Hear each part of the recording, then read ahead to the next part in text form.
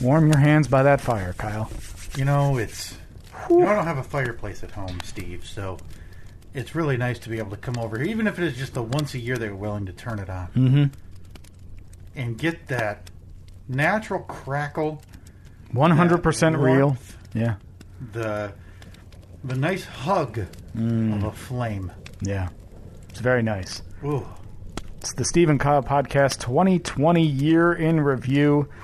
What a year it's been between COVID and quarantine and open heart surgeries and and the funny thing about the episode today is you won't hear any mention of any of that. Yeah, that's true. Maybe not on purpose, but kind of avoided today was all of the stuff that was in the news. All the bad crap. And you're going to get some of our favorite segments that we've done this past year. And when I say segment, I don't mean that, we had this thing written out. So we kind of trolled the notes, found our favorite stuff from this past year, and boy, was there a lot. So I'm sure you saw the runtime on this. It's quite lengthy. So, I'm assuming it's going to be. We're recording this now, so we know ballpark. This thing is going to be pushing 3.5 hours. Yeah. But listen, when you have as much funny as we have had this year, you don't mince words. You don't make cuts that you don't have to, Steve. No. And this right here was a prime example because this bit here was something that didn't last 1 week. No. This started a whole other bit that ran for about 6 months. This is a recurring theme. Safe to say the funniest eulogy we've ever done? Yeah, and listen... And also not the only eulogy that made this episode. Well, listen, when somebody important passes, what do the big news organizations and newspapers do, Steve? They eulogize them. Mm-hmm.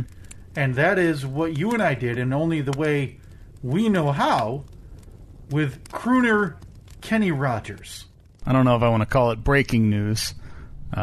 Do we want to call it breaking news? Because I know it won't be breaking by the time this comes out. So, but it's weird calling it breaking news. But I know how much you love breaking news. Okay, you know what?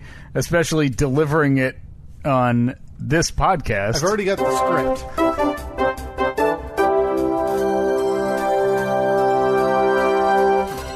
Live from the Steve and Kyle Podcast news desk, Kenny Rogers died. DOA. Oh! I mean... Oh, a copyright infringement? No. Oh. On a warm summer's evening, on a train bound for nowhere, I met up with a gambler. We were both too tired to sleep.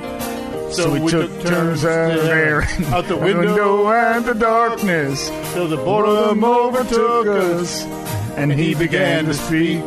Boy, I just realized I don't know any of the words to this. Out of reading people's faces and knowing what their cards were by the way they held their eyes. So if you don't mind my saying, I can see you're out of aces.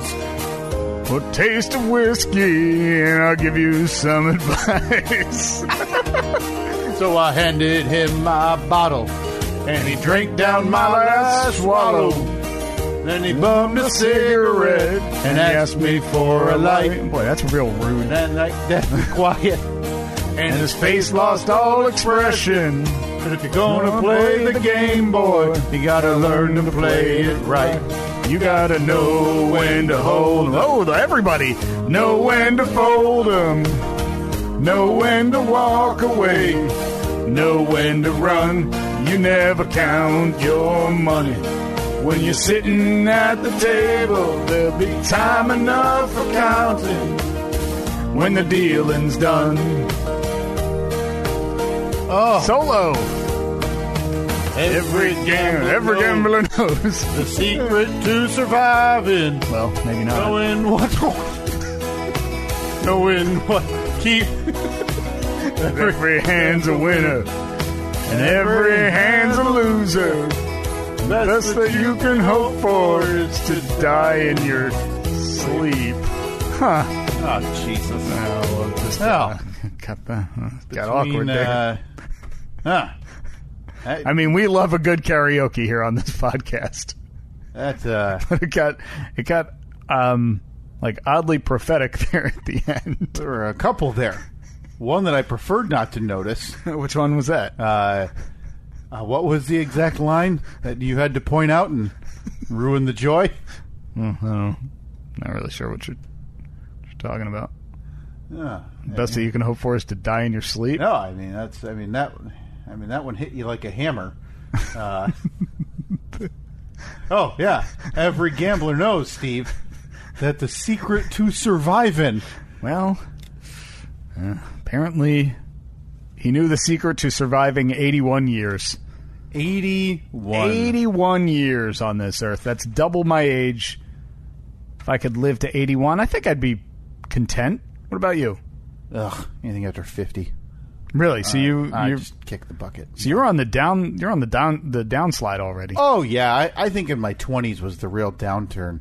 Now this is, like you mentioned, Steve. This is breaking news. I mean, within the last hour here. What I have no idea in the details here. Just saw that he passed away. What did Kenny Rogers pass away from? I 81? believe he died in hospice care at his house. So some maybe some lingering issues there. Died doing what he loved.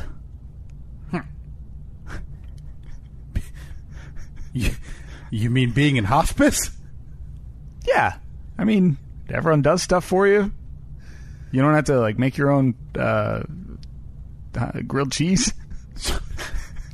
So we're now going with the idea that Kenny Rogers periodically throughout his younger years, through the years, if you will. Look, I'm not putting words in his mouth.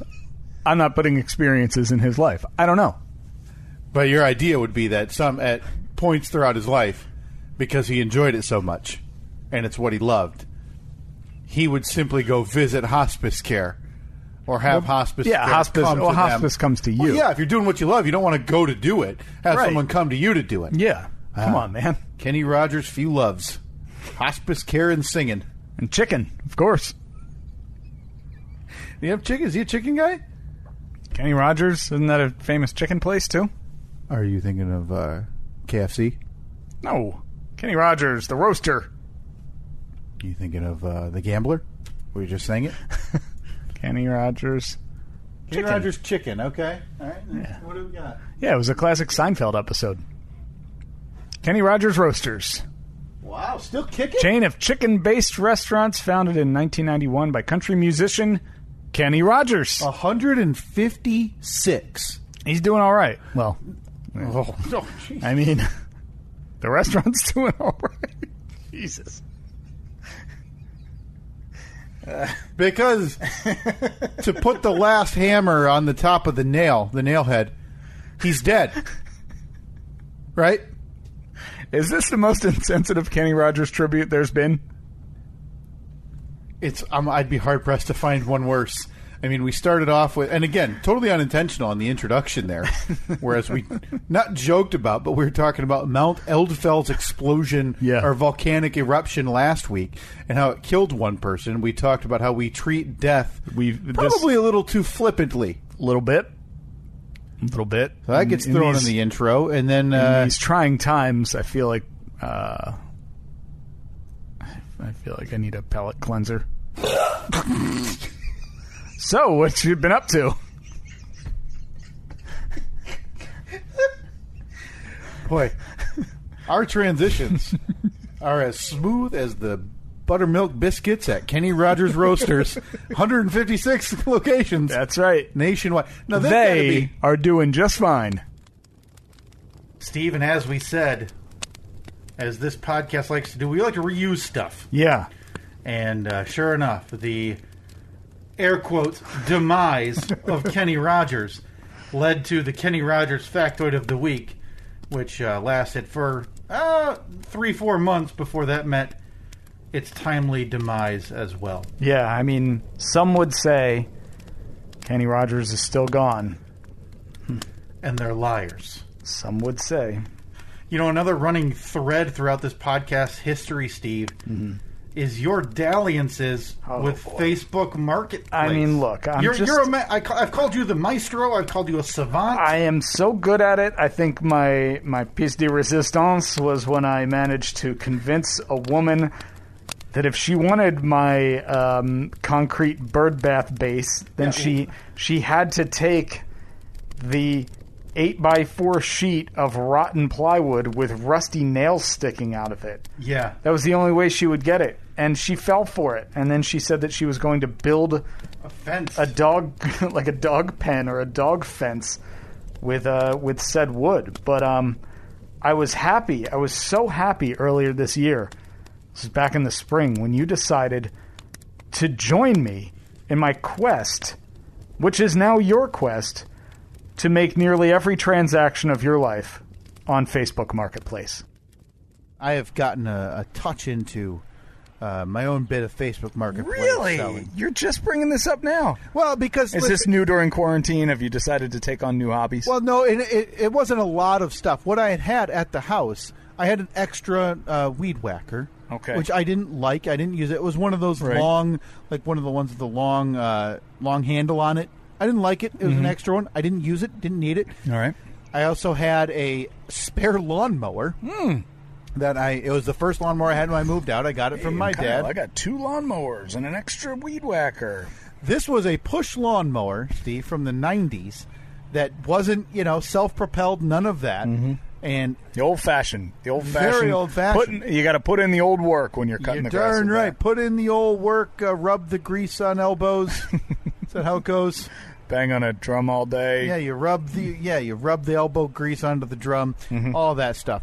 And what I wanted was a leaf blower of the gasoline variety. Steve. Okay, all right. Because I had an electric one, and what I ended up doing... most people are going electric these days. Get out of my face. You talking electric plug-in or electric battery? Electric plug-in. Oh. But you could take your electric plug-ins and throw them next to your electric via battery and put them all in the nearest garbage can. I want gasoline. Mother Nature be damned. Oh, come on. So, did you go backpack?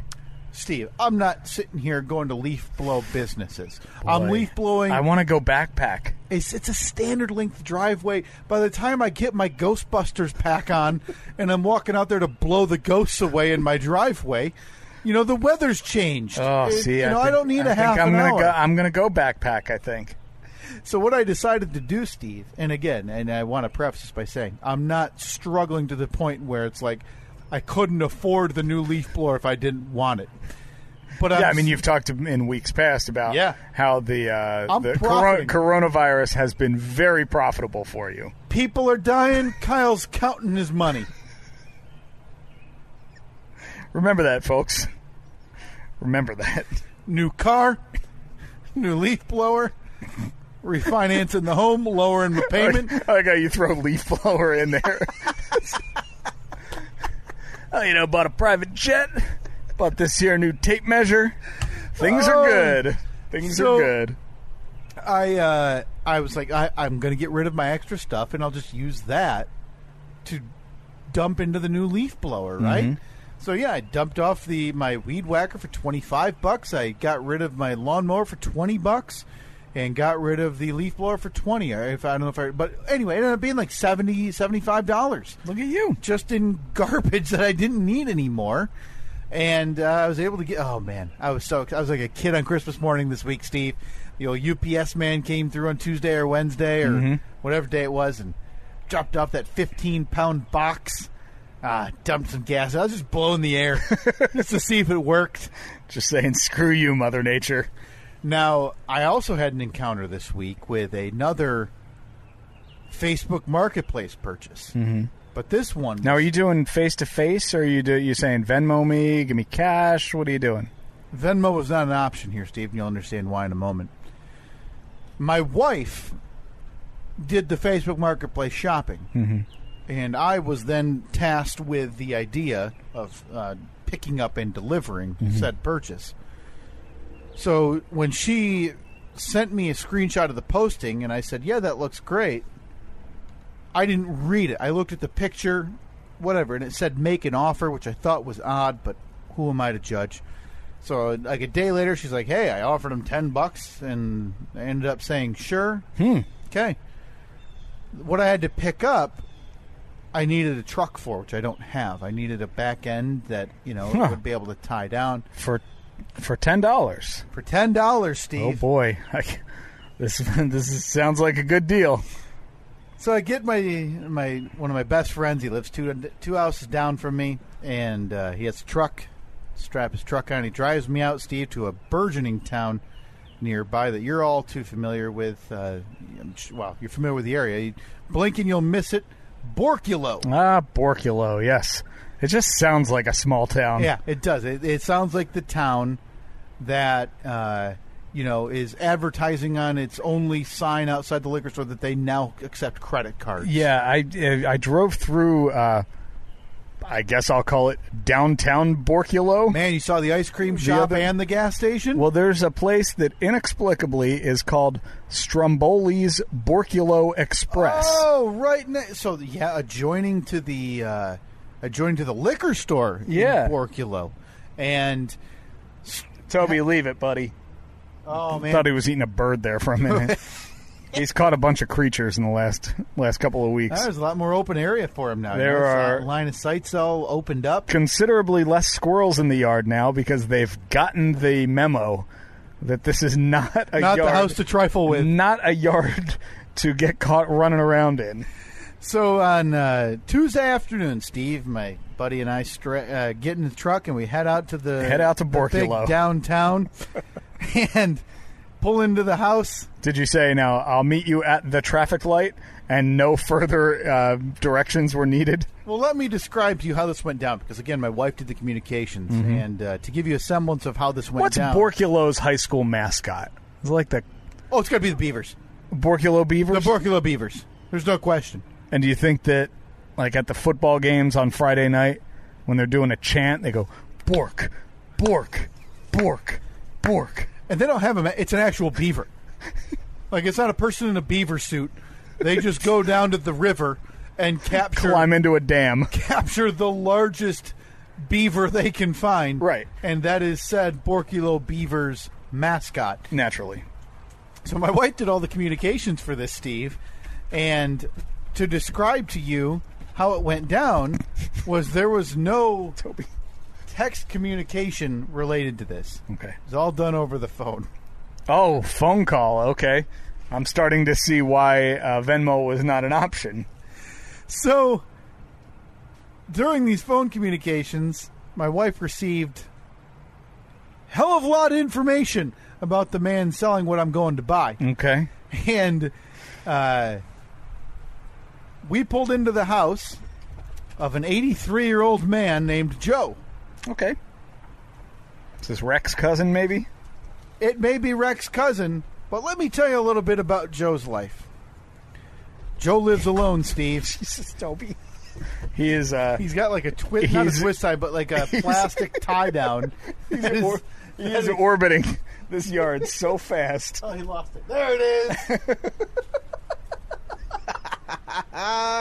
Look at him go. Look at him go. This is the most excitement you could have. Oh, Toby, come on, buddy. Throw it. Throw me the plastic tie down. So, 83-year-old Joe, Steve. Mm-hmm. I pull up, and the first thing he says when I get out of my friend's truck, because, again, this shouldn't have been done face-to-face. The man's 83 in times of a pandemic. Did he say something completely inappropriate, like you ain't one of them queers, are you? Well, I thought you'd be Asian. Thank Christ you're not. Last time I saw one of you was on the island of Okinawa. No, he said, I'm not worried about the virus, so come on up. Oh, good. Of course you're not, sir. Of course you're not. So this 83-year-old man... I would have gotten... The next thing I would have done would have been, well, see you later, Joe. I'm heading home because I am worried about the virus. So this is an 83-year-old man with... It might be a brand new home.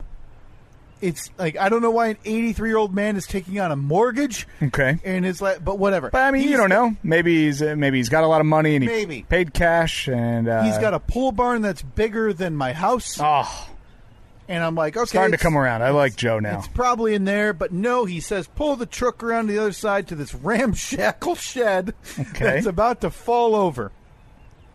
Like my old shed that I gave away on Facebook Marketplace, where someone spent 4 hours deconstructing it in my backyard. Yep. And then you then gave away the wood base to it underneath it as part of a package deal with a concrete cylinder for a bird bath. Bird bath base. Bird bath base, Steve.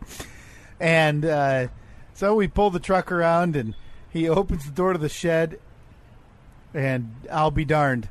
Old Joe put some oil in his rototiller or whatever it's called. Is that a thing? Yeah. Like for digging up if you're planting a garden? Yep. Yeah. And put oil in it the night before, and he's got a little bit of a leak, and he knew it was going to leak a little bit, Steve. He didn't know how much, and this is a little bit more oil on the ground than he thought, so he's going to go ahead and... like a Valdez-size oil spill in his shed? It's probably 8 inches. Okay, so that's probably all of the oil. For a rototiller. So he's got what looks to be the rag he wipes his nose with when he's out. Good. Busts that out of his pocket and just starts moving the oil around on the floor of the shed while telling us said story about how he put oil in this device the night before. Right. And he moves it out of the way once the oil's been swabbed around on the floor and shows me the lattice that I had come there to purchase. Oh, so you weren't there for the rototiller. It's not there for the rototiller. Okay, I thought that you would be there for this rototiller was from the 1970s. So what Steve. So was that like his prized possession that he had to stop and show you? No, listen, it's just a tale Joe needed to tell, and I happen to be the wanting... Lucky you. Yeah, I happen to be the wanting ears that were in Joe's vicinity. You know, I didn't know that you were in the market for some lattice. Did you have some for me? Because I got the deal of the century for you. What? Turn around, look. See that? That's white. Keep it. I got gray too. You need gray? Now brown. What are you looking at? Oh, brown. Okay. Is that wood or is that vinyl? It's vinyl. Oh, now you have my attention. You get a can of spray paint. Suddenly it's brown. Out of my budget. Well, it's there if you want it. I'm good.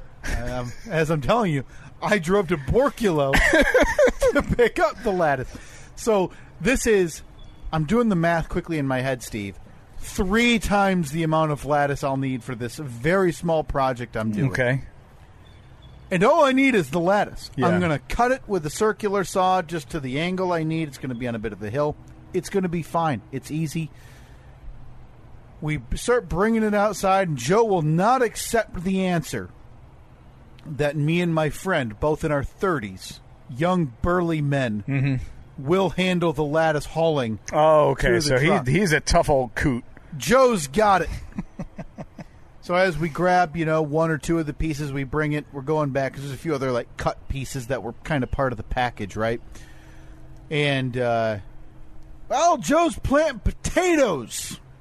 Steve, okay, wants to show me the potato garden. I don't know if you know this, Steve. That's a lot of info.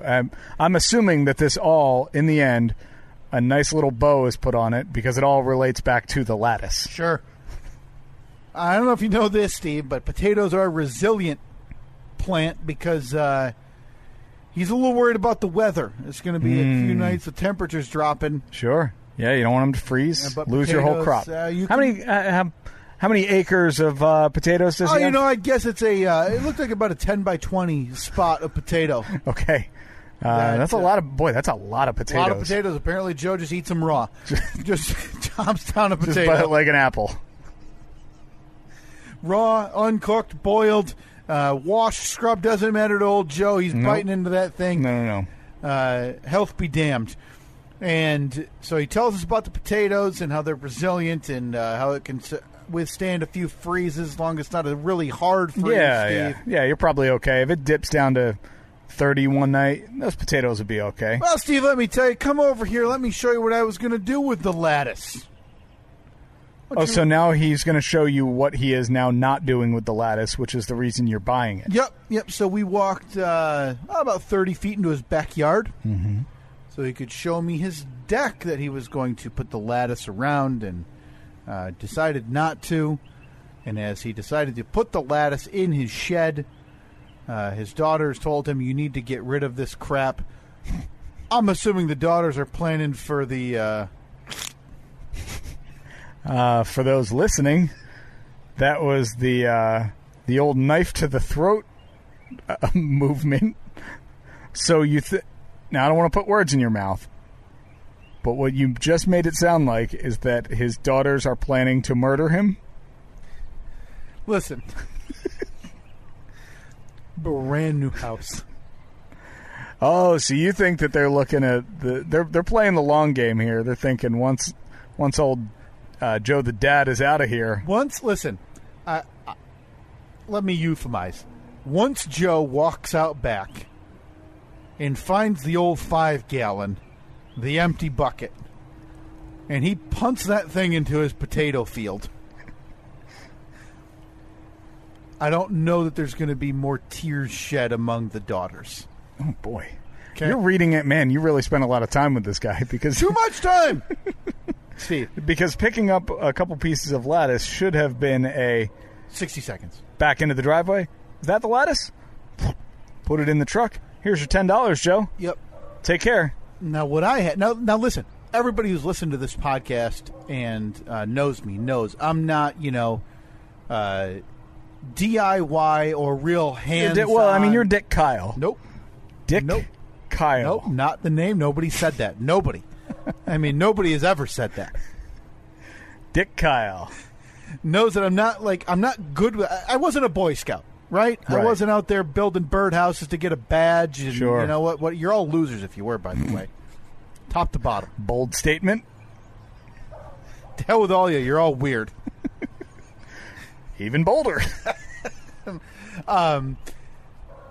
So my whole plan was, this lattice is 8 feet long, Steve. I figure we will put it up over the tailgate because it's not going to fly upward. Right. Yeah. So well, that way up, the wind, because if you put it angled down towards the tailgate and then up over the cab, then the wind can get under it, lift it up. Yeah. But here's the problem, Steve, is while we're loading the lattice, old Joe decides, I'm going to start emptying my garbage shed into this guy's truck. He's coming out with 8 foot long, like I couldn't even tell you the dimensions, but wood like that, like probably 1 inch by 1 inch by 1 inch by 1 inch, 8 feet long, and he's just bringing them out. You need these? Not really, Joe. Leans them against the truck. I would have just driven away just to watch it all tip over.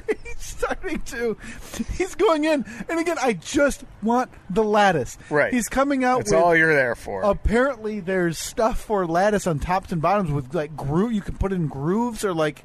Okay. Like, to hold, I guess? Yeah. Again, I don't need it. I'm putting this up to keep possums out from under my steps. So, these are in varying lengths from 4 feet to 6 feet to 8 feet. And so now he's like, well, you got any tie downs?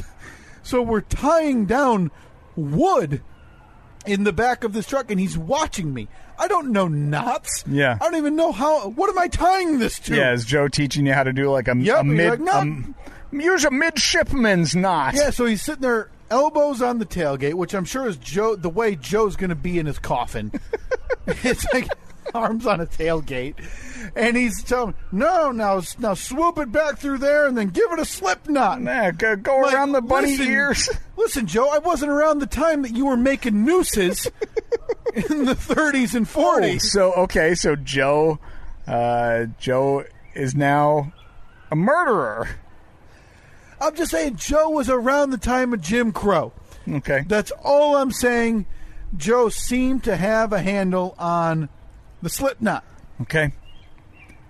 Could have been in the military. Yeah. Could have just learned how to. Sure. Could have been a Boy Scout. Loser. I was a Boy Scout. Idiot. Not backing down, huh? Looking in your face, calling you an idiot. Just mashing that gas pedal down. I just can't get over the fact you got that stupid scarf around your neck. Yeah, it's called a neckerchief. Thank you very much. Of course it is. Of course it is. Oh, God. I don't know what I'm doing. So at this point, I just start swooping the rope in between different things, and I go, "Oh yeah, yeah, really tight." Because at this point, meanwhile, your friend is no doubt in the driver's seat, No, he's engine helping me. running, foot halfway down on the throttle. he's laughing on the other side of the truck as he's tying down another pile of garbage we didn't want. Mm-hmm.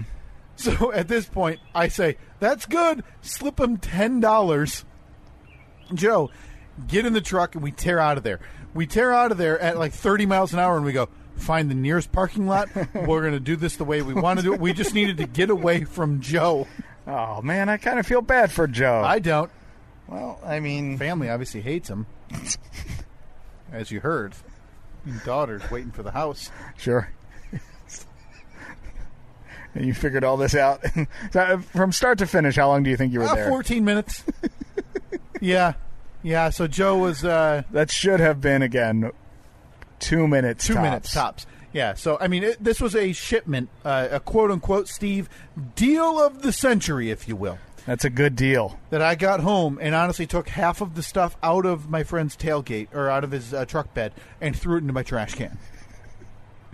Now, lumber. I'm not like painted lumber. Why was this? Wasn't part of the deal? I don't need it. I'm not up on my current lattice prices. Yeah. What's a new piece of lattice run you? $25. $25 per 4x8, and I got 2 of those. Oh, okay. Plus, like some other pieces that had cuts and stuff. Very nice. So if you need some brown lattice, Steve, coming. I have some white and gray that I'm looking to get rid of. Garbage, I hear. Everybody wants the painted brown nowadays. So what? Well, I'm happy to hear that you're now in the game, so to speak. Yeah. And I listen. I kind of got the itch. You got the bug? I think I'm going to make some money off of this. What are you project going to do? Because I'm going to have some leftover lattice. Again, way too much lattice. Mm-hmm. Way too much. I think I'm going to sell the leftover for $10. So you will break even, Yeah. but actually come out ahead. Yeah, and get my... Well, yeah, because I got to meet Joe. And Yeah, that alone is... I mean, that's priceless. invaluable. Yeah. Invaluable, but... Well, welcome to the game, brother. Yeah. Welcome to the game. I don't know if it was mentioned directly in that segment, Steve, but I turned around and flipped that remaining lattice Yeah. for the exact cost that I bought it for. Look, that is the true art of being a marketplace maestro, which you're well on your way to being. Yeah, I need to just go back, maybe just start going through my basement a little more and finding garbage. Yeah, because everyone has it. Yeah. Everyone's got a ton of crap that you have no use for, but you're just too lazy. Or maybe it's too big to fit into the garbage can at the end of the week, so you just figure, it's just it lives here now. Yeah. It's part of this home. I've got all these, excess things from, where you try to clear out children's stuff after Christmas and after holidays and after birthdays. Got all this excess stuff. Maybe I start making some trades. Maybe I do the old red paper clip, but with Facebook Marketplace. Get yourself a yacht. That's the logical conclusion, and definitely not like the one time that's ever happened in the billion times somebody has tried. Yeah. So as the year went on, we realized that we're amazed by simple things. There are many instances of that in this end of the year in review podcast. In this case, we realized that I was amazed by rocks, and you were amazed by tall buildings. More on that right here. Do you think places like the Sistine Chapel to Italians are like the Empire State Building and the not the World Trade Center? What's it referred to as, Steve, now? Freedom Tower? Freedom Tower. Yeah, I mean, it's all still part of the World Trade Center complex. Right. But do you think like the Sistine Chapel for Italians, it gets treated by Italians the way New Yorkers treat those, which is they live there. So for them now, it's just kind of a building. Yeah. Like, do you think, because we look at the Sistine Chapel, we look at, the Vatican, we look at all of those places over there with such awe, right? I mean, where it's like, oh man, those are beautiful. Can you imagine just looking at the architecture and being able to walk through there? But, Italians are walking by flicking their cigarette butts in the big square where the Pope's giving mass every week. Boy, I don't know. I mean, being the resident BGH expert on this podcast, Sure. Of course, I mean, there's only one of us that has been to the BGH. That's true. And if that person is you, raise your hand. It looks like only one hand is raised. Oh. What were we saying? What were we talking about? Oh, yeah, I was asking you if you think they just dismiss them. No, I don't think they do. I don't think they do. I think it's probably a pretty big deal for them. Still? Like, you think they're still walking by and they're taking a moment, right? Like, they're walking past, whether it be on their way to work or on their way to get dinner or whatever, and they stop. A pizza pie, obviously. Yeah, obviously, a pizza and a pie. And, and they turn towards some gabagool. And they turn towards the Sistine Chapel. I'm just passing the Pope House on my way to get some gabagool.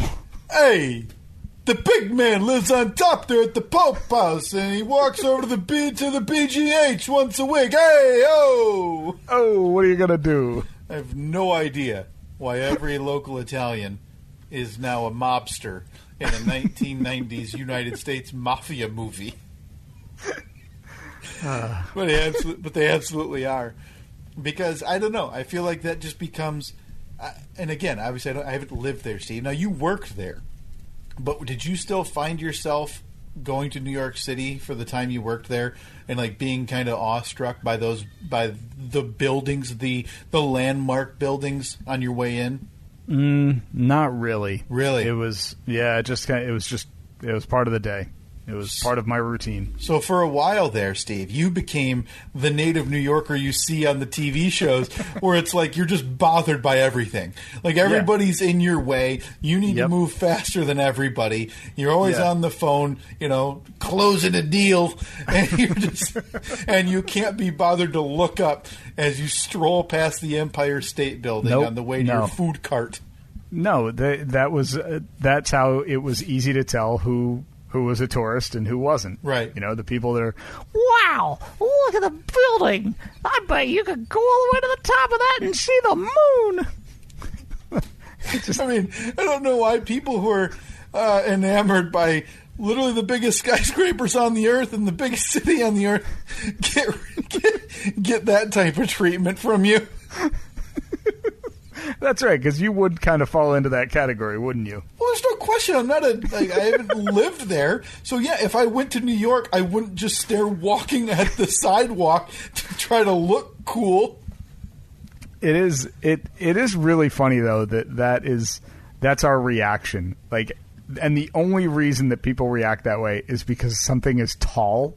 Like, no, that's Now, but I mean, you look at it. True. You look at it with somebody who's like 7'2". Like you look at Shaq.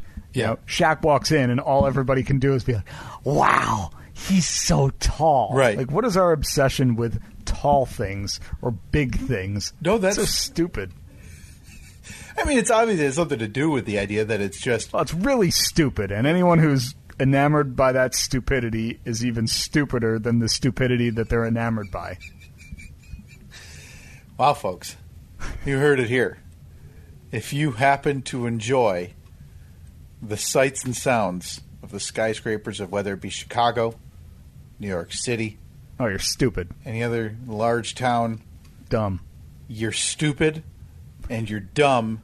And that's right from Steve's mouth. That you're talking from one-time resident Italian who's looking down on you just in general, and one-time New York City, Manhattan worker himself.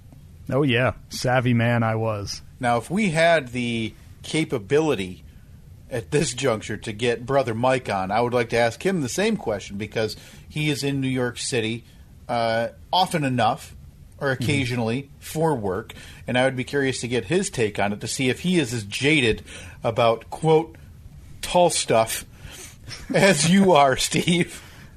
Look, there's nothing interesting about tall things.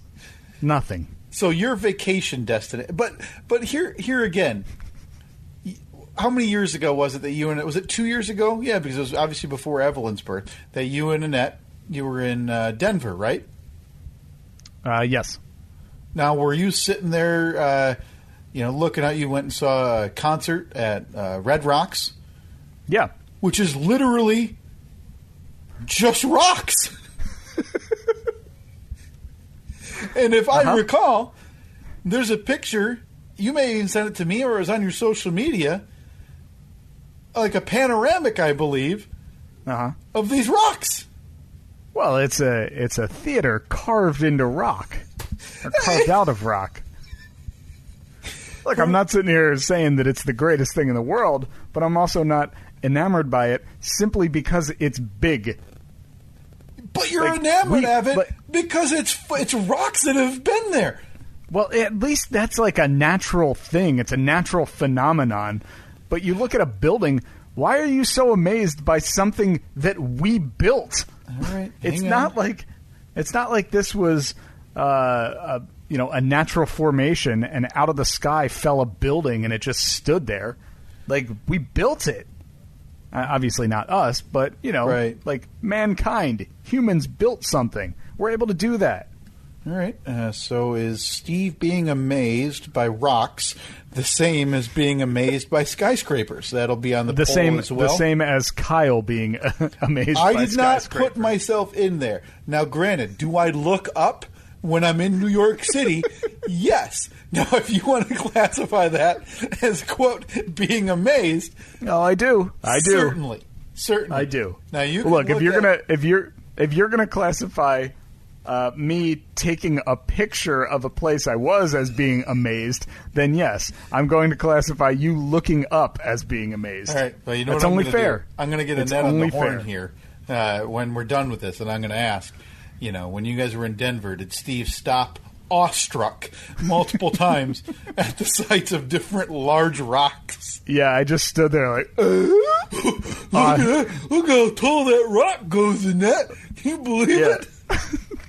like in the cartoons when their eyes are on springs and they're like, yeah. That's you with rocks and me with any building taller than a house. Oh, I think that thing's 4 stories. So I'm going to go outside, Steve, and I've got some really nice rocks underneath my deck, and I'll take a picture of those and I'll send them your way. Okay, well, anytime you're going to love the picture of my shed that I send in return, because I think at the peak that thing's like 8 feet. Steve, I stand by it. I think you're in the wrong here. No. Well, that's not. That went on the poll, and I don't remember the results. I'm pretty sure I won. Maybe that'll rear its head when we get around to the March Madness tournament that we have planned for this year, where it's just a tournament of our favorite polls. So absolutely, no actual polls, just our favorite ones. Yep. And I presume the most out of context ones will become the victor. I don't know. Our audience; they don't like to play along with the web polls. Yeah, there will be some upsets based on me asking, did the apostles scratch boobs into rocks, where people decide that they can no longer laugh along. That is the line has been drawn. I am offended by that. I will make no exceptions for this funny business. Coming up next, this is a segment that you had pulled the audio for this and sent it to me. And I looked at the rundown. I looked at your description and I said to you, I texted you back and I said, I have zero recollection of that. And then you explained it further and I said, that happened on this podcast? Like our podcast? I was shocked to know that, shocked to learn for a second time apparently, that during this year of 2020, you had a Twitter beef with 3 British cats. So I posted this long thread. I don't know if I'm going to read. I don't want to read it all. I don't think it's not that long per se, but essentially saying they're being overwhelmed with cases and symptoms, and if face masks are in short supply, imagine what else is or could be. They're an amazing group of people to be on the front line. Please respect them, because there were some issues with other personnel who didn't work at the hospital coming in and stealing boxes of masks from a hospital. This happened at your wife's hospital? Yes. Wow. Yeah. And I'm not saying that's an exclusive. I guarantee you, one of the best friends of this show, Nikki, works at a hospital. And she said they're in terrible short supply as well. This is going on everywhere, and I'm not saying this is exclusive there. And Sure. But you're just trying to bring light to an issue. Sure. And you know, people replied, and our friend Zach works in a medical field as well. Pretty much all in support of this. It was very weird to me then when I got a Twitter message, a DM. And if I don't follow you, if I'm not friends with you or whatever, it goes into the request folder, but I still get a notification. So I must have saw it a little bit later. Because I pulled it open, and it is the username, Steve, is Goblin. Actually, I don't even know if I want to read it. It has nothing to do with. It's very weird. Numbers and a name with an underscore in the middle, but the name, like the username that they or the display name, Ellie and Putty and Ben. Ellie and Putty and Ben. Okay. And when you click on their profile, which I did after reading their message to me, it is a family of 3 cats. Okay. And the message I received from these 3 cats. 3 cats is this. Give your head a wobble. This is happening at hospitals worldwide. You're not unique.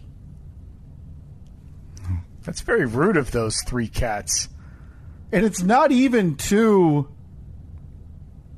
Like, I think you can attach a tweet when you send a message if you want. Yeah. So initially, this thing was sent at Eastern Standard Time, I think at like 4 in the morning. Obviously, I don't see it then, but I do get up early for work. Did your tweet go viral? No. But this is somebody that you don't have... This may have been somebody who commented to it or something. These people must have seen it in their timeline and thought, wow, I can't believe the nerve of this person. They sent the message and immediately blocked me. Oh. Very open-minded person, then. It wouldn't have even been a discussion. Honestly, I told you last week, and I need to distance myself from social media in general, and I really need to focus on that. I wasn't going to engage with this family of cats.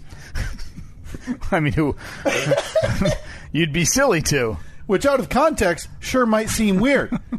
Me declining an internet argument with a family of British cats. But that's where social media is, Steve. So I did click on... they only blocked my personal account. Obviously, they didn't know I was a co-host of a really famous... of a seldomly listened to podcast. The most listened to podcast in a 5-block radius of Steve's house. Right around this house. As we so claim. But yeah, they are... I searched for them on our podcast... Twitter. 3 crazy cats in England. Come and say hello. No naked humans. What? I guess just heading off at the pass all of the unsolicited nudes 3 British cats usually get.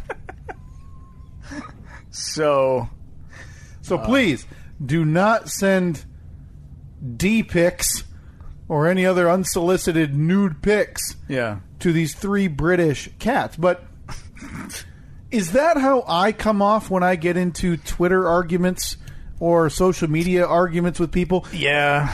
But I in my mind anyway, I'm not replying to literally a thread saying, hey, please respect hospital workers. Well, yeah, I don't... Boy, I don't know. It was such a head scratcher for me that I was more curious about if this person thought I was saying that it only happened at your wife's hospital. Yeah, and that they should get special treatment. Yeah, to me it seemed like you were just trying to say, hey, my wife is on the front lines of this, so yeah, please respect them and realize that they're working in very difficult conditions. Right. Which, I mean, is great for you to say. We've seen it from millions of people. Everybody has been saying that, all the people that, like, we're all sheltered in place or we're all quarantined. Well, there are certain people who can't be. They have to go into work every day. They have to go in, double every day because of all of this. Right. Yeah, I do feel, though, that this is probably a little bit of social media karma coming back to... Oh, disagree. I have never taken a pot shot at someone who doesn't deserve it. There it is. And I stand by a lot of the disagreements I've gotten into. Yeah, boy, that still does not ring a bell at all. That is there. That is the top of the list of the weirdest Twitter arguments I've ever gotten into. And it wasn't even an argument. And this is coming from a guy who's argued with Hope Solo, Yeah. former U.S. women's national team goalie, about her butthole I pictures. prefer to refer to Hope Solo of family beating fame. That's how I refer to her Right. level of fame, Steve. Yeah. We mentioned this is a big year for us. Well, it's time to start talking about why it was such a monumental year for us, yeah. Steve. And this right here, I believe this ended up leading to the Podcast Awards, which won't make an appearance here today It did. on the Year in Review. But this right here was our development of our very own Podcast Award. Oh, Jesus. Gotta clear the larynx. Sorry, sometimes, you start off the morning. It's like when you turn on a faucet for the first time in a long time, and sometimes it's got that, Got an air pocket in there. yeah, like spits a little Yeah. bit. Well, that's me in my mouth. Rough day. Rough go about things. I don't think any more rough than normal. It's probably filled with sawdust. Okay. But it's good to see that, 30 seconds into talking, and we've already lost our chance at the awards this year. Which awards are they? Aren't there there's got to be podcast awards, right? Like a Marconi, but for a podcast. A Podconi.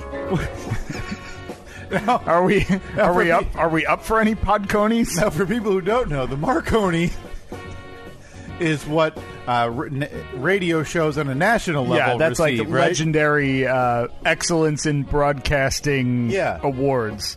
Something that we are in no danger of ever treading on that territory. So your idea, But a Podconi, your idea is that we may be in the running for the knockoff version for podcasts, Podconis. which would be the Podconi. Nobody's come up. Hang on. The Podconi. Is that K-O-N-I on Marconi, or you think No, it's no, C-O-N-I? it's C-O-N-I. Yeah, it's M-A-R. See how close I've been to C-O-N. that in my radio life, huh? It's like macaroni, but a couple of letters are deleted or switched around. Steve, They got them? I think we're onto something. Nothing, zero results on Google? No Podconis. Okay. All right. Do we need to start handing out Podconi awards? We could do that. Wait, then we have to listen to other podcasts. Oh, no, we're winners. Oh, okay. So we just receive them. So after a hilarious A bit, maybe you hear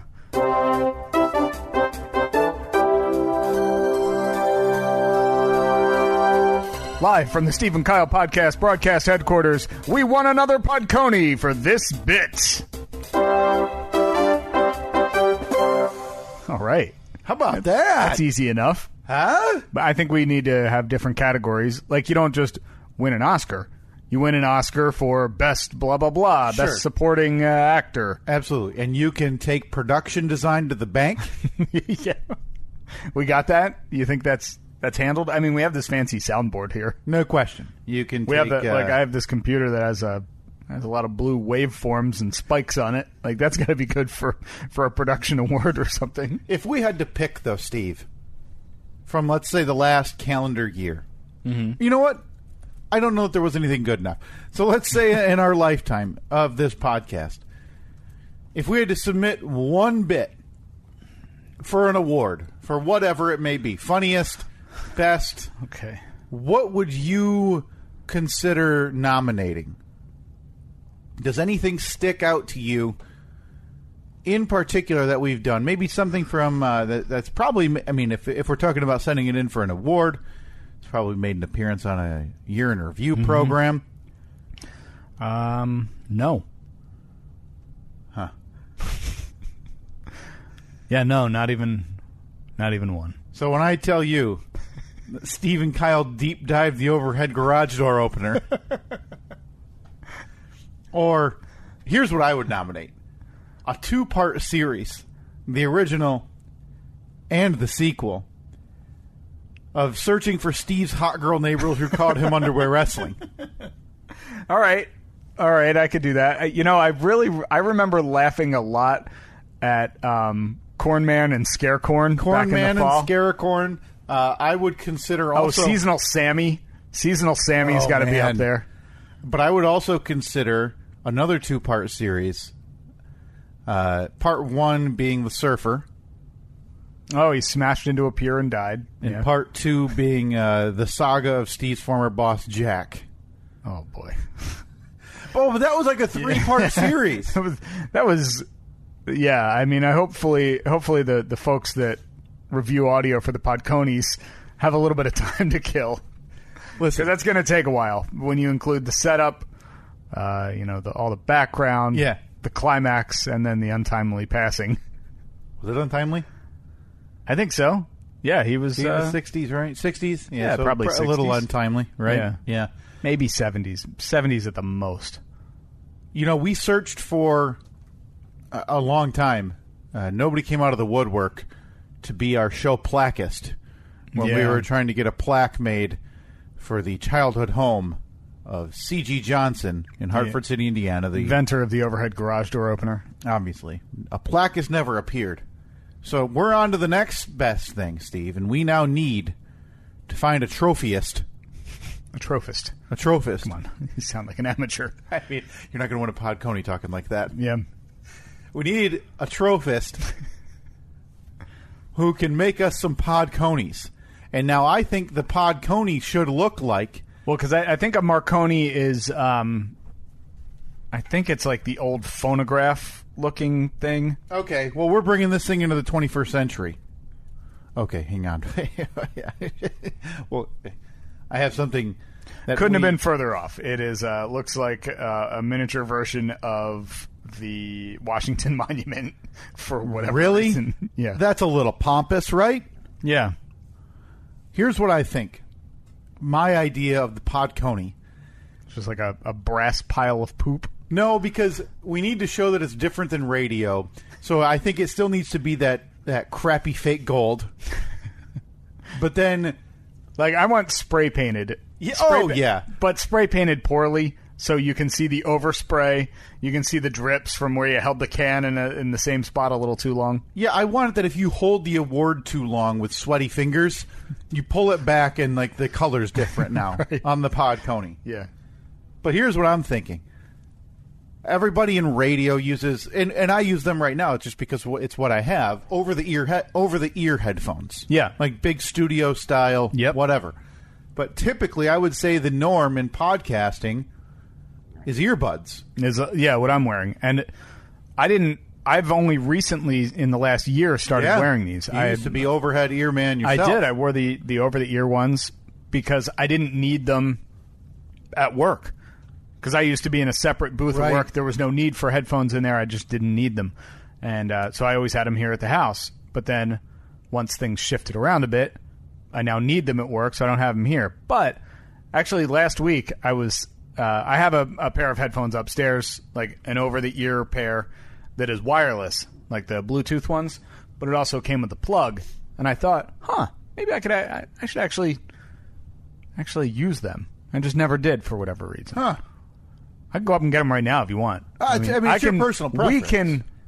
We can pump the brakes for you to wear headphones. For me to wear headphones. Imagine the Podcony we'd get for that. I mean, listen, you're the one who's now demeaned what we do here for the better part of a year by sticking those things in your ear holes. And, what would we give? You can't leave here when we start lining up guests to come down into the basement. Right. I mean, any day now. We're closing in on the beginning of the 5th year of this podcast. By the way, we have to talk about a momentous anniversary coming up. We've had one guest to date in studio. And that was because he was here? Yeah, simply because he was in the house. Yeah, and it would have been uncomfortable if you had said, hey, sit here for a couple hours while I go talk in the basement. Yeah, I got to go downstairs and yuck a bit. That's right. Professional yuckers. Is that a Podconi? Steve, we're making this. So, yes, it is now. Because you can't leave guest earbuds, right? No. Unless they're definitely not. packaged like those disposable ones you get on an airline. Like Yeah, they're they in have a to be. bag, Yeah. Oh, maybe we could get customized ones. But they're so uncomfortable. You have to go with those soft. If you're going to do in-ear for our guests, there has to be those soft rubber, not the hard plastic that is just generic size Definitely. that fits. Whose ear does that fit? Andre the Giant? Who knows? It's uncomfortable. terrible. Garbage. But I think we need, for when we start our guest lineup, we need to get... We're really easing into the guest thing. Well, we don't want to rush anything on this podcast. We figure the 5-year anniversary coming up this June is the perfect time to start thinking about... 4-year anniversary. 16. It'll be the 4-year anniversary, but the beginning of our 5th year. Started in 16. Is it? Yeah. We went so Because 17 would have been the 1-year anniversary. Yep, 18, and then 19, 19, and then 20 will be 20, the fourth. yeah. Yeah. Okay. So we got a little bit of time before the... Man, who made up that calendar even? Whatever, Gregorians. I go by the astrological calendar. It's all different. Yeah, this is like our 38th year Yeah. if you look at that thing. I think the beginning of our 5th year in total doing this. Maybe this will be... so coming up in June, it'll be our 4th/5th anniversary. Oh, man. We're definitely losing the... You know what? It's okay. I lost the Podconi in the first 30 seconds by clearing my throat. And now I can't So we count. invented it, but we don't even get one. We're out of the running. Because I can't count. Calendars are hard. Yeah, they are tough. So here's my idea. Like we talked about, most podcasters use the earbuds, but they have these stands, and we have one here at the table, Yeah, donated by friend of the show, Chris. and still working. I don't know It's why great. it would stop. It's basically, to give you a visual representation of what this is, it's a square piece of, I think it's stainless steel, probably 4 inches by 4 inches, and then out of the middle of it, it has a round bar that comes up and then out. So it's Just a big, think of where Jesus was crucified. oh boy, don't know if I'd go with that as a description. Yeah, it's a big, I would have said a big T, maybe not a big cross. I guess you're missing the top, like, Like the headrest. inch or two. I actually Do you wouldn't think they mind call that. it a headrest? I don't know. Someone can someone flip through the Bible quick, the part where they dispute Jesus' accounting, and the idea is that they just wanted to get him a tan and have a headrest. I think this is our most insensitive part of the podcast. It's up there. In the 4/5 years we've been doing this. It's top 3. Okay. But we digress. But we digress. I'm thinking something like this. So a little stand, a T with the base, like you said, Steve, with just a pair of earbuds dangling from it. Oh, that would be nice. So really, what it's going to look like is male genitalia.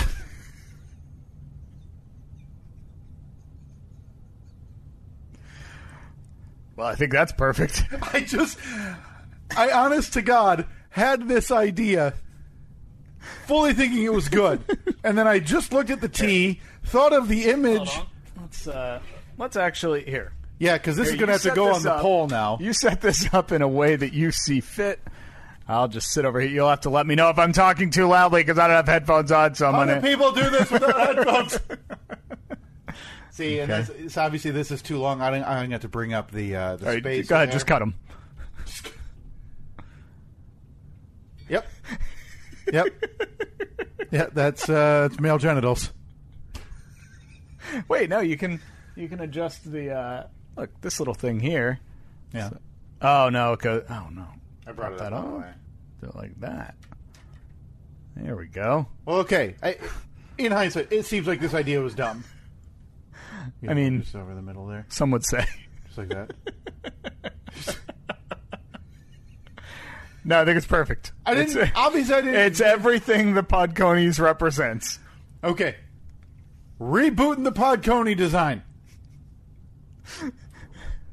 Here's what I'm thinking. Okay. Let's take 2. Maybe just you can hold these, just a pair of over-the-ear headphones. So this is the award. right? Yeah. Like the letter U. Just like Why don't we just take an old pair of headphones and spray paint them? That's not a bad idea. We're gonna need like 30 of them though. I mean, Rush Limbaugh, he's got the golden microphone. Golden mic. So you're thinking spray paint gold headphones. Yeah.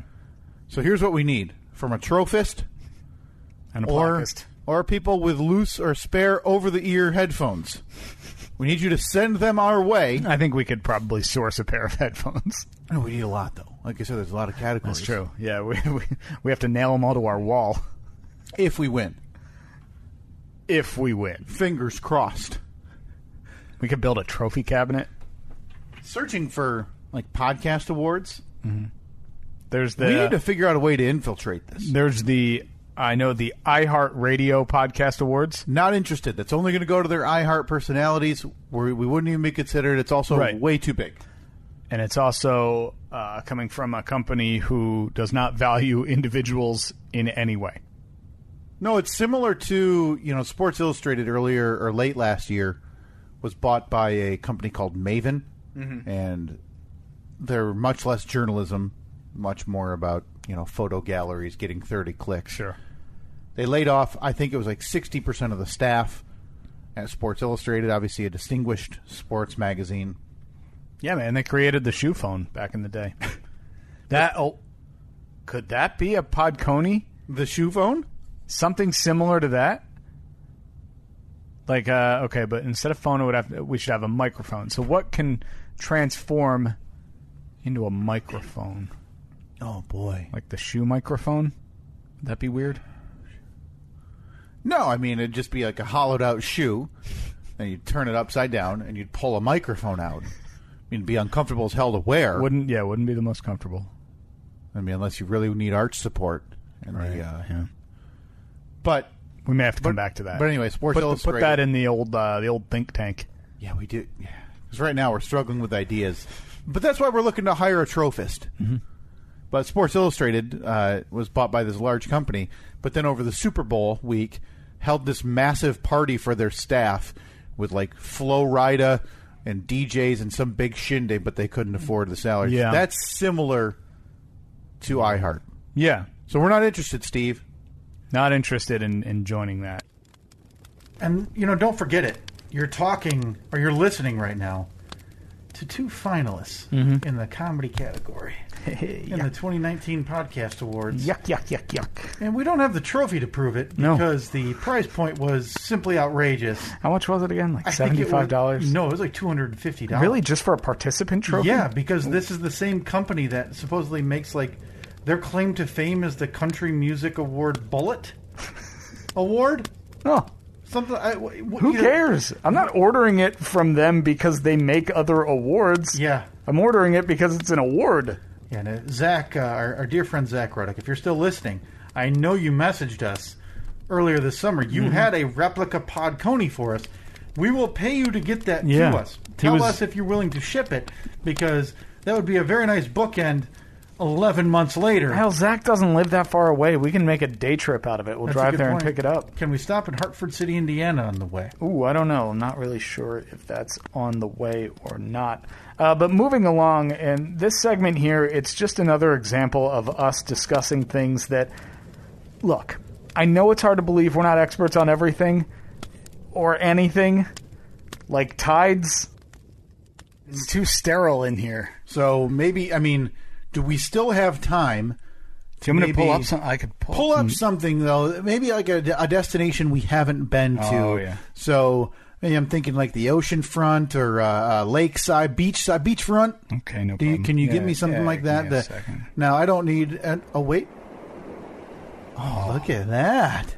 Oh, let's see. This is YouTube video titled, "The Most Relaxing Waves Ever. Playa de Piticabo Ocean Sounds to Sleep, Study, and Chill."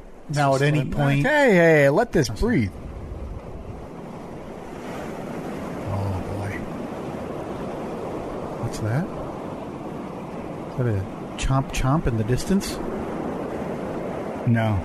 Is that a shark? Figures you'd take something so beautiful. Most beautiful sight these eyes have ever seen. Hey, My buddy Sean Wehrman sent me a Snapchat last night. By buddy, I mean he's a listener of this podcast. Yes, no, not friends whatsoever. Sent me a link on Snapchat last night. You don't make friends. No, why would I? It's a bore. On Snapchat of a shark that had flopped itself onto a boat. Oh. Okay? You just wanted a suntan. Yeah, because they're attacking. Neither here nor there. Maybe you just wanted to... How close can we be up? Is that the tide, Steve? Is the tide rolling in? Is this a lake or an ocean? This is an ocean. Oh, but the tide works on either of them, right? No, there are no tides. Like, there's no noticeable tide on a lake. What? Why not? It's the same thing. It's the same large body of water. Yeah, I mean, what if it's connected to the ocean? Why wouldn't it be noticeable? Do rivers have a tide? Do they? Could you the tide's gone or the tide's out? Is it the tide's out? What's the sailor's way to say it? The tide's coming in. What is the tide going out? Yeah. Well, the tide comes in and then it goes out. Now the tide is moon based. Yes. Am I right? Yes. Well, last I checked, when I'm at the lake, the moon still exists. Right? Let's see. Do lakes have tides? Hang on. I don't know why. This feels like we've had this conversation before. I'm pretty sure we have. Probably around the same time that we were trying to figure out how bicycles work and some other ridiculous question that we no doubt had. Are you putting that on the poll? Well, I need your answer because I need to know how to word it. Because if you're going to tell me that lakes don't have tides, the poll's going to be, should lakes have tides? Okay, let's see. This is a portion of an article. That being said, Lake Michigan, like all bodies of water, does experience tidal fluctuations caused by the gravitational pull of the sun and the moon. However, they are so minute that they are masked by much greater fluctuations of the lake level produced by wind and air pressure and are unnoticeable. I don't get. So it's just the size of the body of water of the ocean then that's making it noticeable? Yeah, I don't know. I didn't get anything out of that sentence I just read. So, well, thanks for that. Somebody got educated because I didn't. Well, that's on the poll. That's Steve and Kyle. Should lakes have tides? Because yeah, absolutely. I think they should. I mean, it's not really something that we as it's an opinion. We as a people can change. Listen, I feel like the lakes aren't getting the proper the respect they deserve by the Capricorns or the Sagittariuses or whatever, because the moon's ignoring them apparently, and Mercury's in prograde or retrograde or antigrade. Yeah, I think it's retrograde. But can it be in prograde if it's in retrograde? Yeah, or forward grade? That's a great question. Well, I want to find out. Can Mercury be in prograde? Yeah, I'm not sure what Mercury or prograde or retrograde has to do with that, but I'm glad that we got that tide situation figured out. I'm glad that everybody has joined us in our quest for lakes and rivers to be acknowledged for the tides that they contain. Yeah, and I don't understand. I don't even know what you call them, Steve. The moon people, and why they have to talk about Mercury and like why astrologists or astrologers, astronomers. Astronomers or astrologers? I think they're all the same. They're all looking up there and wondering if Mercury's tilted one way or the other. They're all wearing those purple capes with stars and moons on them. That's right. All the moon people now look like Doctor Strange. Yeah, they're wizards. And again, they're all just sitting there staring at Mercury through telescopes, waiting for it to turn so they can justify their bad behavior. Yeah. You heard the eulogy a little bit earlier this episode, Steve. We gotta bring things down a bit. It's like ESPN or like Fox, when a player gets injured. Yeah. Because normally when they go to commercial, it's like all the football songs. We'll be back in a minute. But if a guy's down on the field, it's boom, ba-da-dum, ba-da-dum, dun, dun, dun, dun. Dun, dun, dun, dun, dun, dun, dun, dun, dun, So dun. we need a little bit of that vibe because bring it down a bit. Because Kenny Rogers wasn't the only important person to pass away this year. There's also some dumb jerk named Mad Mike Hughes who launched himself in the sky with a push pedal rocket. I don't know if it was push pedal. I'm assuming there was about 10 larger people who all jumped simultaneously on this pedal Sounds like a trampoline, basically. to shoot this idiot into the air. I our condolences as Mad Mike. He didn't make it. And finally, number 5, Mad Mike Hughes has passed away.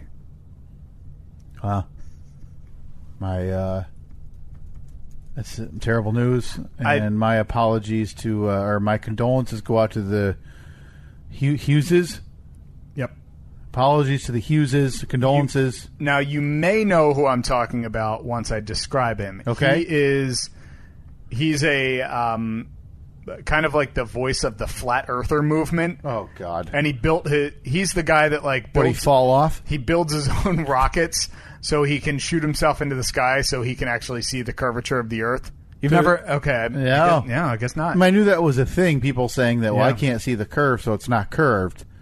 Yeah, he apparently in a rocket launch yesterday, maybe the day before, he was attempting to make it, I think, 5,000 feet into the air. Right.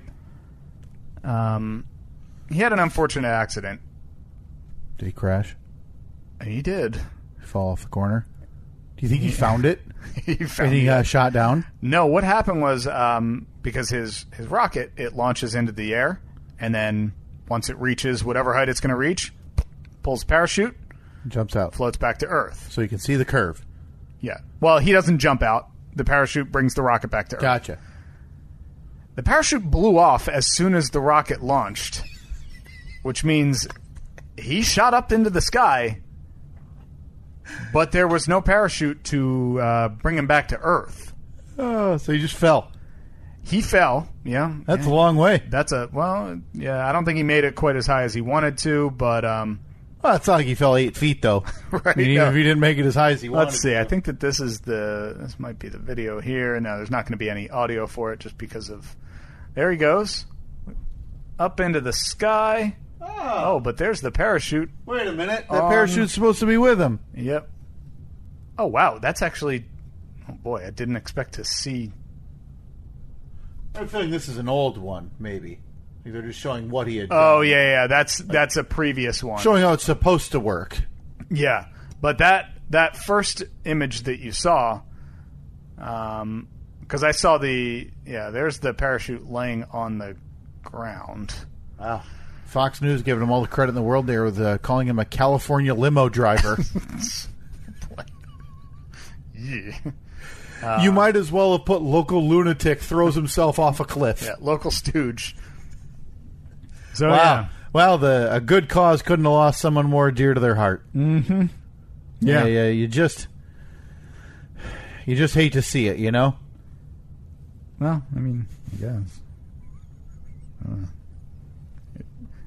Look, he's a stupid man. Yeah. I mean, it's a shame. Well, a shame right. It's a shame that he died because of his own stupidity. The old Chinese proverb goes something like, launch enough amateur rockets and you're going to die.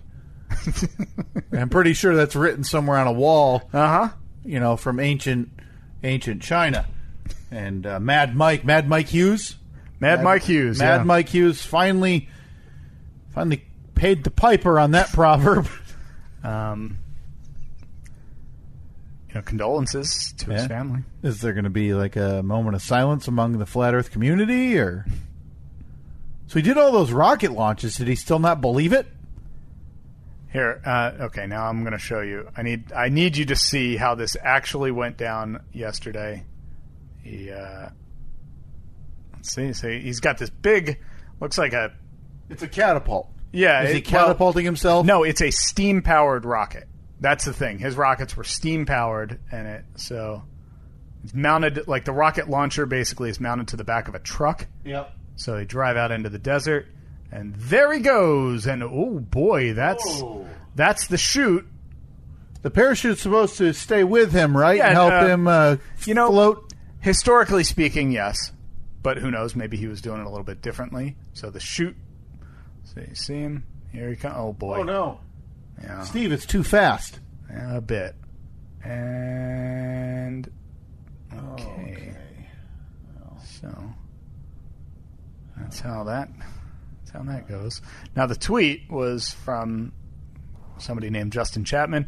Mad Mike Hughes just launched himself in a self-made steam-powered rocket and crash landed very likely did not survive. Well, that is an understatement. Huh. Yeah.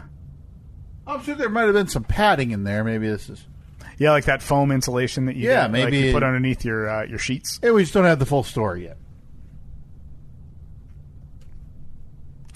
Stay tuned for breaking.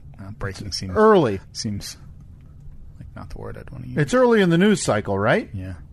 Yeah, you never know. You never know. R.I.P. Mad Mike Hughes. Well, you know what they say, Steve. Whoa. Oh, sorry.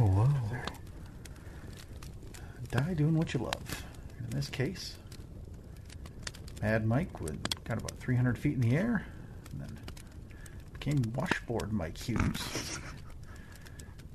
Not because the Earth is flat, but because he's stupid. Because Mike's not flat. Again, though, our condolences to anybody near and dear to Mad Mike Hughes. I'm sorry about the closed casket situation. Moment of silence right now for Mad Mike Hughes. Well, he had a good run. Yeah, he did. That was a- You know that you didn't let that keep you down this year, though. Hopefully, I know I didn't. You were all over the place this year, despite quarantine and COVID. Yeah. You did some responsible traveling, and in this segment here, you tell us about a life-changing event when you went down. Was it Louisville, Kentucky? Louisville, Kentucky, Louisville, Steve. Kentucky. Yeah, the one vacation that we planned when it seemed like things were getting better. Yeah, so you took a trip down to Louisville, Kentucky, and it was a trip that changed your life. It was down in Louisville, Kentucky. Oh, this Louisville, weekend, home of the Slugger. the Twin Did you go to the baseball bat? We did go to the Louisville Factory? Slugger factory. You buy a bat? The friend I was with, Chris, who lives up, I've talked about him, lives up in northern Michigan. Oh yes, the one who lives in the middle of nowhere for Yeah, no reason. The hillbilly who grabbed the muffler with his Crocs. Yeah. By the way, I have Crocs now. Oh God, you got so old.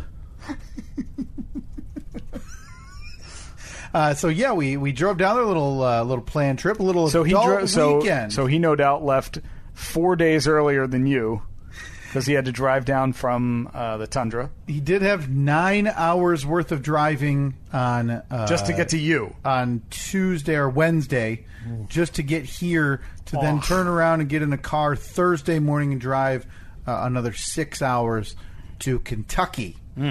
That is awful. So- Nothing in Kentucky worth seeing for that many hours behind the wheel. Well, Steve, I'm here to tell you that I'm right. it's official. I now look down on you. Okay? I'm a bourbon drinker. All right? Yeah. And we, as bourbon drinkers, think less of you. Simply because Oh, come on. Go have your crappy whatever. What's Corona? Whiskey? Snooze. Canadian whiskey. Snooze. Okay, so You can't even buy American. Okay? so bourbon's where it's at. Bourbon, no, Steve. Bourbon's not where it's at. It's the only place to be. It can only be bourbon if it's made in America. I know this because I'm a bourbon drinker. So you've been a bourbon drinker at this point, what, 3 days? All right, listen up, you poor schlock. All right? I don't know why you're attacking me. You're drinking your Canadian garbage and pawning it off like you're some level of high society. I'm here to tell you, my throat has hair on it now. Well, that sounds real great. Okay? Because I'm now a bourbonite, a bourbon drinker. A bourbon night. The Bourbon Trail. Is that what the Bourbon Trail? That's what it's called. That's what we call it. You call what? The place where there's bourbon. You mean everywhere? It is not everywhere. I'll tell you where it is. Louisville, Kentucky. All right? You idiot Eastern Seaboarder. You Midwestern buffoon. Am I just... You big dumb ogre. Wait, it's getting real personal. Have I just been living under a rock that I haven't known that Louisville, Kentucky is the bourbon capital of the world? Because that doesn't sound right. No, it is. It absolutely. I'm not joking about that at all. Very seriously, it is known as like bourbon country, and Kentucky in general is home to Bardstown, Kentucky. Well, there's some of them there, but like Louisville has bourbon, or has the Bourbon Trail, Whiskey Row. They call it as well in Louisville. Distilleries abound. I only drink high class bourbon now. Really? Okay. So what is your palate then? What do you only drink? Oh, it's I'm a Buffalo Trace man. Okay, it's Buffalo Trace. I'm gonna need it on the rocks. Sure. Yeah. Only been there 3 days. So let's see. Knowing you, when you get into something, you dive in head first. Yeah, and I beg of you to just listen to me, you knuckle-dragging idiot. So how many cases of your fancy Buffalo did you drive home with? Excuse you, Buffalo Trace. Buffalo Trace. Okay? I brought home, I didn't actually bring home any, but I bought some home Buffalo Trace, one of their offshoot products, a little bourbon cream. Oh, you couldn't even pony up the cash for the real thing. No, I don't need it here. Okay? I bought a different type of bourbon when I was down there. I bought, who am I talking to? You don't know who it is. It's Old Forester. Okay? Sure, yeah. It's a rye. You know what a rye is, Steve? Yeah. Of course you don't. Yeah, of course. You're over there sucking thumbs and eating pillows. Why? I don't know where this is coming from. Were you planning this like the whole ride back yesterday? Yeah, I know what I'm going to do. No, I'm going to attack him because I found a new drink. I was just thinking that. I can't believe I got to go to this unsophisticated swine's house in the next 24 hours and record a podcast. Right, yeah. All the while I can barely hear him from my high horse. You just spent $700 on a comic book. An investment, I'll have you know. But no, I was a little bit nervous headed down there, Steve, because you were afraid of the bourbon. Well, it's known as the bourbon, bourbon country, and all that stuff is in Kentucky, and Kentucky has, I think, like 90% of the distilleries for bourbon in the country, and that's not for me, right? Like, I'd always been, spiced rum, whatever, and like I didn't even like a Jack Daniels and Coke. Like, it wasn't. Yep. And that's just a regular whiskey. That wasn't for me. So, like, for my money, I'm willing to try it. Like, that's if I'm going to the area where it's known for. Like, I'm going to try it. I've always said, like, I'm not a seafood guy, but if I'm in Maine, I'm going to have some lobster. Yeah. Right? Of course. Because that's the spot you get it. When in Rome. And I have a feeling you go in Maine, you just walk down to the dock, reach your hand down, wait for one to clamp on, pull it out, throw it into the pre-boiling pot, listen to it holler for its young ones that it's leaving behind. Yeah, and then just reach in, take a bite out of it. Yeah, and then you smash its head with a little mallet and eat the meat in its brain. I think you have to pour some butter on it or something, too. Beautiful. Butter brain. That's how you eat lobster. So we had a couple tours lined up at a couple of, or at one distillery. Jim Beam just shut down because of the virus and elevated concerns and stuff. It's good to see they didn't rush into shutting down. The height of safety. Wait 5 months. I think they were closed. They opened, I want to say, in like June or July, and it must have been 3 weeks. And they decided to shut down again. But you know who didn't shut down? Buffalo Turkey? An American icon. Buffalo Trace. An American icon, huh? Yeah. Never heard of it in my life. Well, you know you never heard of it, Steve? You could probably never find it because it's always sold out. So it is a nicer, it's a nice bourbon. It's like an upper, mid-level, upper scale bourbon. And we just got tickets like on a wait list, and then they emailed me a couple days before. We were able to do a big tour down there. And boy, the joy you must have felt when that email came through. It was really entertaining, or not entertaining, but like really educational. And then you get a free tasting at the end. And next thing you know, because they tell you how to taste it, because over there half the time you can't keep your tongue out of your eye. You're probably you're so probably used to sticking your whole face into the glass and just licking it like a dog. No, and just putting the entire glass in my mouth and then just flicking my neck back. And that's probably why you haven't come around to being a grown-up. And boy, I just don't understand.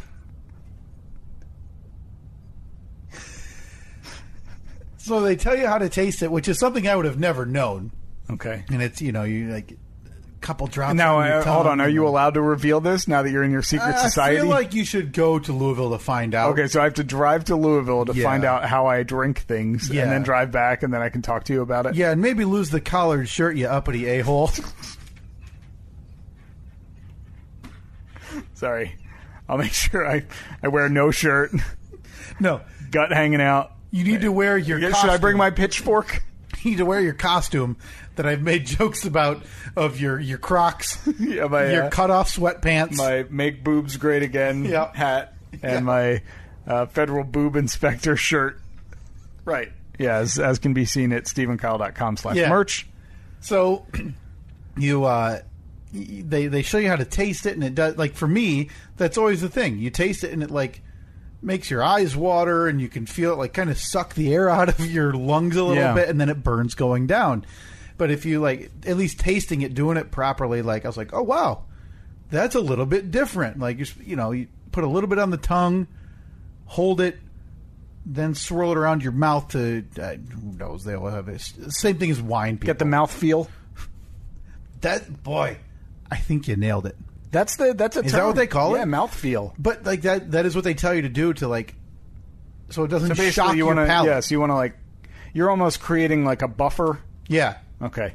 and then swallow it with your mouth closed, and then part your lips a little bit. And Boy, then, that seems like a lot of work but to that's just for the consume first something. tasting. Like that, this is just for tasting. Like if you're drinking it or sipping a bourbon at home, a long day or whatever, you don't have to do it that way. Mm-hmm.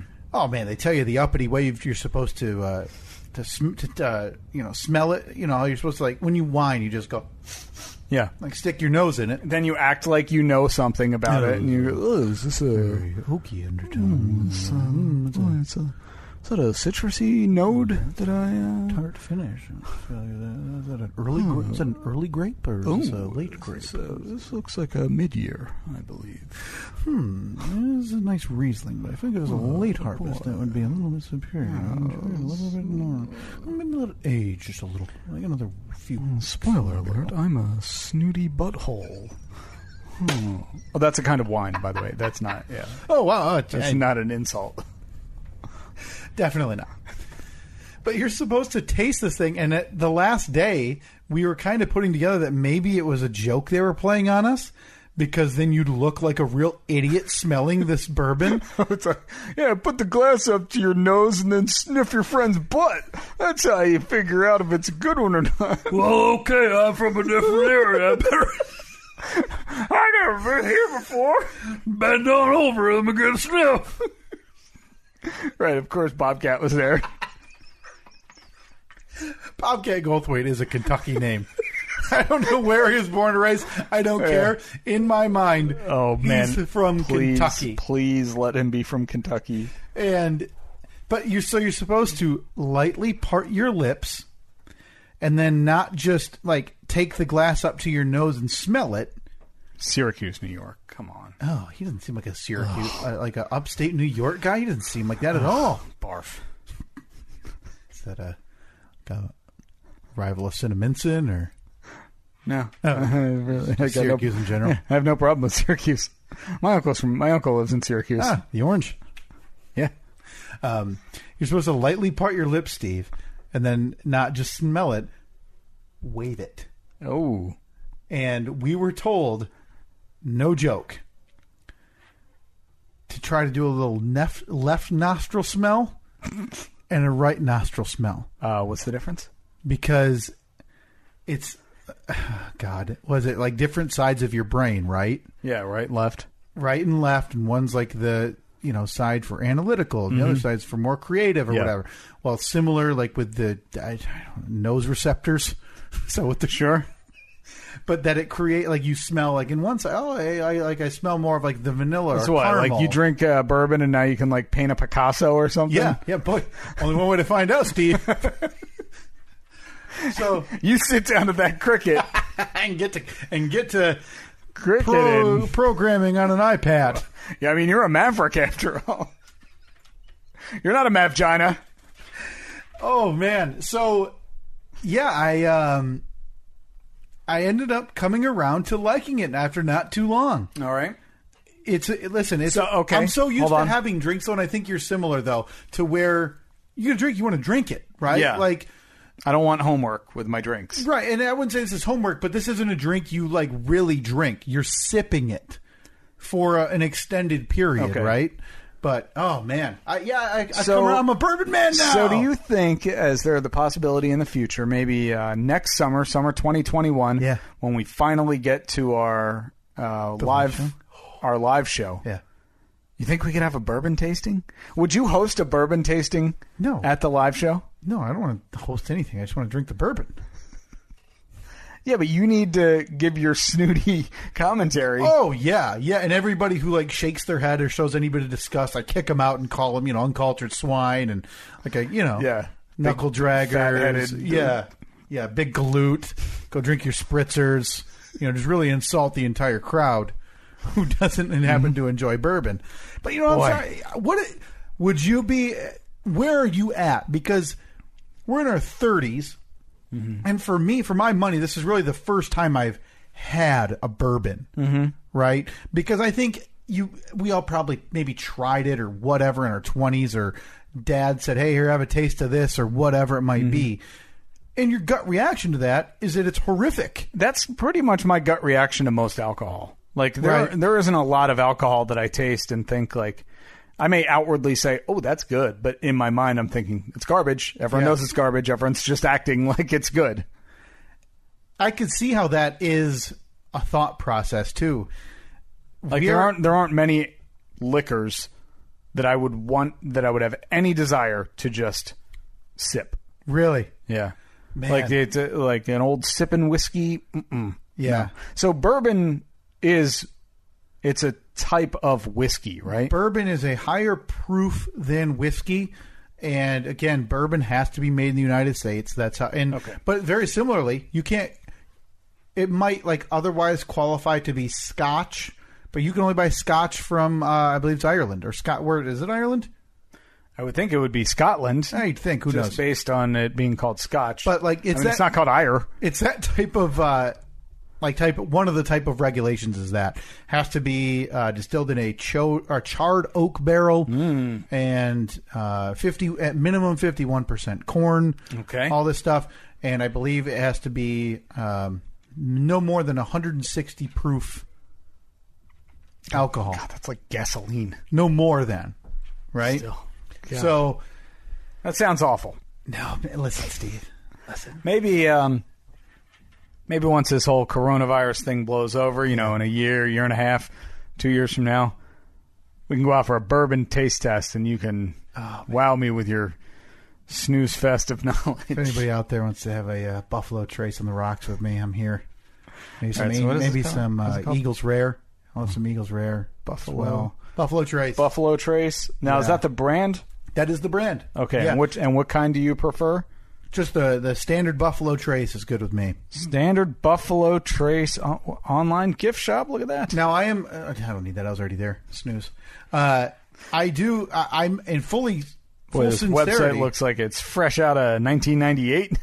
They are in the midst of what's being described as like Y2K. the third bourbon boom ever. One being after Prohibition. Oh yeah, of course. One being after World War II. Of course. And they don't really even know how to classify this one, but they literally cannot keep it on the shelves right now for Buffalo Trace. So they're in the midst of some massive expansion. That was our tour. They showed us their big expansion that they're doing so that they can make more Buffalo Trace. But with bourbon, you're aging it 10 years. So really, starting now, they're not going to see the fruits of their labor for another What a stupid industry. minimum. It is a stupid industry. Real dumb. Like, just expedite it. You can't stick it in a I don't know, a machine that ages it. Like, just Oh, wow. So Steve wants a bourbon time machine. yeah. I mean, I feel like it would be worth the investment. Couldn't they just set it on fire and age it faster, and then Sure. put it in a? I mean, put look, it in I a don't know. bottle? I don't know anything about anything, but I know that bourbon can be aged faster. Well, you're right about one thing there, Steve. You don't know anything about anything. And yes, I am still looking down on you You're as a bourbon man. as the post-Christmas gloom set in starting yesterday. Yeah. poured myself a couple fingers of bourbon. No, you're back on the wagon. Yeah, just a little slower. A little slower to be able to drink, and I'm a little bit more nervous. But yeah, we were back on the bourbon train, so I'm just glad we can all agree that you don't know anything about anything. Now, I had asked you the other night, I sent you a picture of something and said, is this your doing? And there was a package that showed up on our front porch last week. Gift wrapped. It wasn't like a delivered by a company package. It was a hand wrapped package with a little card on top. Flipped through the card. It said, Happy Holidays from your Secret Santa. Yeah. We opened the box, and there was a bottle of wine in there. There were some candies. There was a bottle of bourbon. And there was a little puzzle for Evelyn and some little bathtub toys that, like, you pull the string back and they paddle through the water. And I said, boy, bourbon, huh? Boy, that seems like a dead giveaway on where that came from. And I sent you a text. I said, is this your doing? And you said, I would never buy you a gift. That was my response. It would get that. Me sending you bourbon would be the equivalent, Steve, of you sending me meatloaf. or a gear shift. Yeah, it would go ignored and eventually end up in the garbage. Well, it's not going to go ignored. It's going to. I'm going to partake in that. Are you? Yeah. Hey, you know what? Let me know. I'll come by. We'll have a couple fingers. So you're still holding true that was not you guys that dropped that off. Steve, again, I can't explain this enough. I would never, ever buy you anything to give you. Okay. As a gift. I guess the mystery continues. And let alone not take Wait, ownership. Now you said that you wouldn't. What about your wife? We'd be divorced if that happened. Okay? I would never allow that to happen. Okay. Especially without taking ownership. Okay. I would want every bit of credit if yeah, I gave you a true. gift. I'm not hiding behind the facade of a fat man in a red suit. No, you're a needy man when it comes to gift giving. I would be drinking in the praise and the thanks, and then I would be smiting you if you didn't send me a thank you card. Okay. Well, hopefully it wasn't you then, because you're not getting a thank you card. Again, promise you it was not. So this episode, or this podcast, is known for deep dives on everything and anything. Does not matter how insignificant or significant it is. We do deep dives from time to time, and it's one of my favorite things. And in this case, we wanted to know about what happened to those performers, that great rock band from the 80s, the California Raisins. I feel like we should just do mini-sodes on whatever we talk about for the first 8 minutes. It's gone from Sonny Bono to Rick Allen. We're now talking Rich Uncle Pennybags and Mr. Peanut. Mm-hmm. Maybe next week, if we're on this type of roll, we can talk about the California Raisins and whatever happened with them. Yeah, what did ever happen? They heard it through the grapevine. Who would have broken up the California Raisins? Wasn't there one, like, big diva? Was there one female in the California Raisins? Well, let's find out instantly. California. You know what? I'm sorry, everybody. This isn't what you come here for. The California Raisins. I don't know what you come here for, to be very frank with you. We're a fictional rhythm and blues animated musical group, as well as advertising and merchandising characters, composed of anthropomorphized. Did I anthropomorphized? Anthropomorphized. Yeah. Yeah, because anthropomorphic is a word, right? Yep, that's the one. Okay, lead vocals, of course. I mean, I don't have to tell you. The Prune. What was his name? Yeah. They had names? They did. Really? Was this like the Chicken McNugget characters that McDonald's had? Did those have names back in the 80s? Sure. I don't have a clue. Buddy Miles. Buddy Miles, of course. Raisins were popular in the mid to late 80s through claymation TV commercials and animated specials, winning an Emmy Award and one nomination. Wait, what did I come here for? What did we want to know? Who broke them up? Let's see. I said wasn't... Decline, okay. Okay. Hey, I knew there was a reason those idiots broke up. Who yokoed them? Although popular with the public, the California Raisins campaign was eventually failed because its production cost of the raisin growers Hang on. What? Hold on. Production. The California Raisin Campaign eventually failed because its production cost the raisin growers almost twice their earnings. So raisin growers were funding this stupid thing? Wait, you can't be serious. CalRab, the organization who made the campaign, was also closed on July 31st, 1994 due to disagreements with raisin producers over the fairness of required payments to the organization. Well, listen, if you're telling me you need to give me 50% of your profits so these idiot digital raisins can sing on TV, I'm going to tell you where to stick it.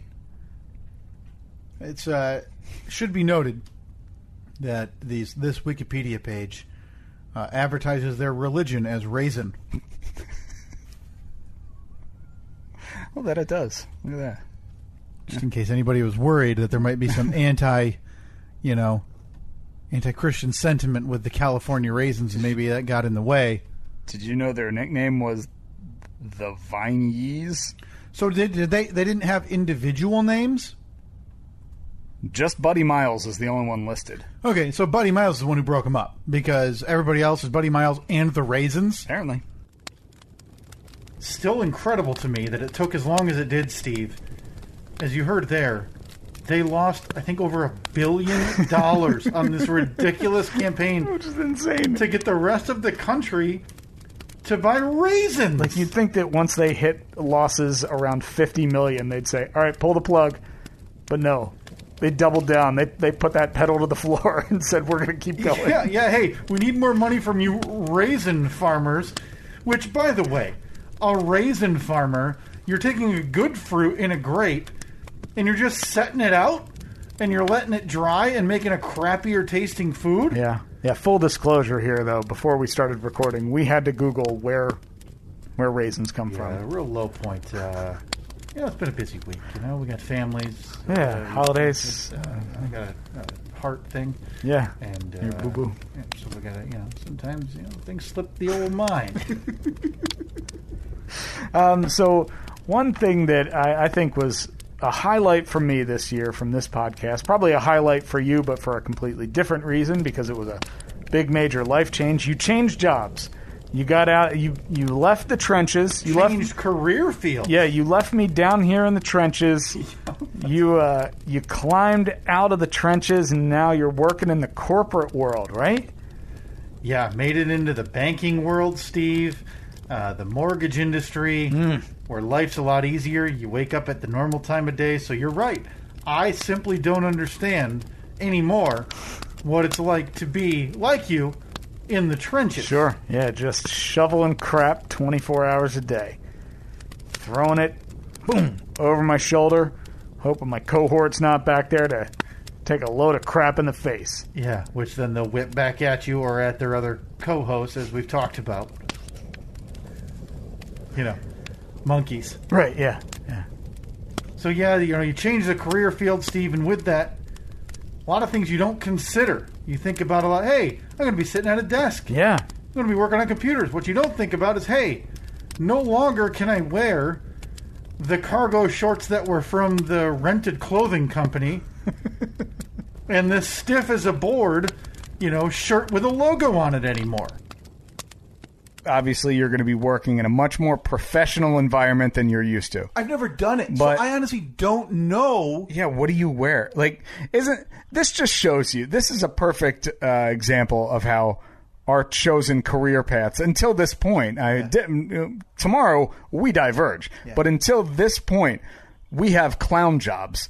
Because, no question. Because you said you got a job working in an office, and my first thing was, oh, what you gotta wear? Do you need a shirt?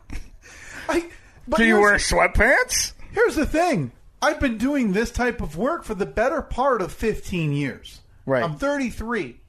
Okay? And I've been working, again, retail adjacent for 15 years. And the previous 2.5 years before that, I was 16. I was directly where I was stocking shelves at a grocery store. Yeah. This is all I know. Okay? So my first question when I receive this job offer and accept it and start going through those, I have to email the HR lady and ask, hey, me big boy, what I wear? Can I wear red pants? So, safe to say that, like me, you're. I'm assuming it's going to be a business casual. I still don't really know. And I start tomorrow. So I have to now figure out, hey, can I wear, the old Coca-Cola shirt? The old expired innovation Coca-Cola product that failed. Hey, can I wear my vanilla creamsicle Coke polo? Hey, guys, I've got a Monster Mutant button down. It's a button down. Is that still cool? Hey, is it cool if I wear my Why Ask Why Try Bud Dry polo shirt? Because we did a collaboration with them. I've got a half zip. On the back, I'll cover it up, but on the back it says doobie doobie doo. And on the front, on the shirt pocket, is the penguin from Bud Ice. Hey guys, hey boss. Yeah, I see you there in your sport coat and your business casual attire, but would you consider my Crystal Pepsi button down? Does that fit in here? Hey, in the back, I've got this real nice full button up for Vault. It's not too obnoxious. It's black. You think I could wear that to the meeting tomorrow? I just love the idea that every piece of attire that you have with a collar has some kind of old beer reference. Yeah, old beer or old expired beverage reference. Oh, man. Hey, you guys remember Coca-Cola Vanilla? I got this new. It's new. It's Cherry Vanilla Coke. And the top half is purple. And the bottom half is orange because of cherry. That's okay, right? You guys encourage uniqueness? Hey, boss. Is it cool? I know that we're supposed to wear dress pants, but these Meisterbrow pants I have, sure, it's just a small logo, but I can wear them, right? Hey, for Hat Fridays.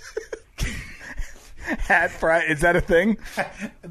Steve, I don't start until tomorrow. I have no answer. I think that is number one on the list of things that you have to contribute. Hat Fridays? Is an idea for Hat Fridays. Yeah. You mind if I wear my Zima hat? You remember? The clear beer. Zima. Hey, boss. I know I worked for Coke, but I was secretly a big fan of Pepsi because, it was the choice of a new generation. Is it cool if I wear my Pepsi choice of a new generation hoodie on Hoodie Wednesdays? I've got my Super Bowl 40 jacket from the Britney Spears performance brought to you by Pepsi. Is that okay? Oh, corporate Kyle, I can't believe it. You're a suit. You're one of them now. You're no longer one of those of us down in the trenches. Yeah. Now you're up. You're up on your pedestal. This is really weird that a guy who goes and sits in a air-conditioned office is look comparing themselves to I am doing the heavy lifting, figuratively speaking, of course. Some of those files that I'm transferring are upwards of 2 gigs. That's a lot of weight to lift. What is the heaviest thing on a daily basis you lift? Are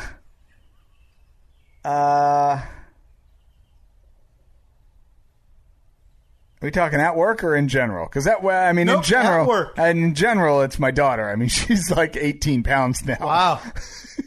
So at work. At work. Because again, the heaviest less than thing... 2 minutes ago, you said you and I were quote unquote down in the trenches. Yeah. At work. So describe that trench to me that you're in on a daily basis, and what's the... How much would you say this laptop weighs?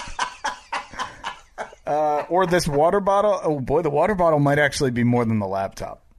Wow. So you lifting up that name brand thermos for your water because you don't drink coffee. Yep.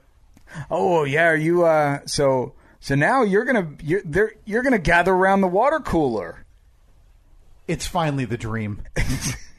Wait, I would think that would be something that you would hate. No, I can't wait for water cooler. So I wanted a water cooler at my house just so I could have water cooler conversation. So you got to be living the dream now, man. You got the water cooler, you got conversations, no doubt, friendships and deep bonded relationships with your coworkers. Yeah, it's going great until I got to work from home. Yeah. Which I don't love. No. There's something, and I can already tell that when I finally do get back into the office. You think they're going to have a party for you? No, I'm going to need to get not just like a regular, like the full length whip to get all of these mongrels back into shape. These are all the people that started roughly at the same time as you. They're all on the same level as you. Yeah. In no way are you a superior to them. Some would disagree. I don't know who. I mean, look, I know that you consider yourself superior to nearly everybody. Sure. But you are not, hierarchy-wise, their superior. Well, some people would disagree with you on that. Who are those people that would disagree? You? Well, anyway, Steve, this wasn't just a big year for me. No. A long 10-year dream, and by long I mean about a year and a half, of yours finally came to fruition this year. Yeah. Because everybody knows when the power goes out 2 to 3 times in a 2-year span, you go out and get yourself a generator. Chris is the APS 4.0 #1 cheerleader. Yeah.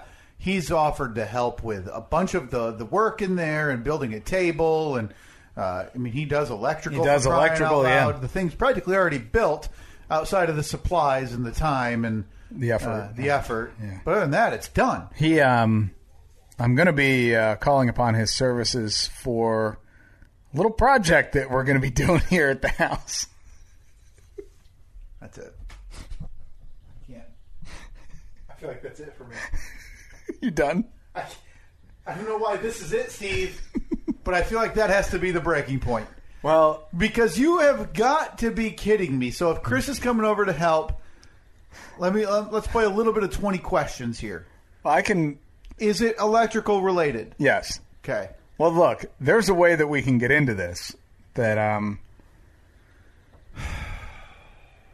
do you not want to? We can listen. We can cancel it. We can we can pack this up right now. While you disgust me to my core as a human being, I feel like if we pull the ripcord on it now, the very few people who are listening who give a crap will be upset. So sure, Steve, the year of no projects rolls on. Let's hear all about it.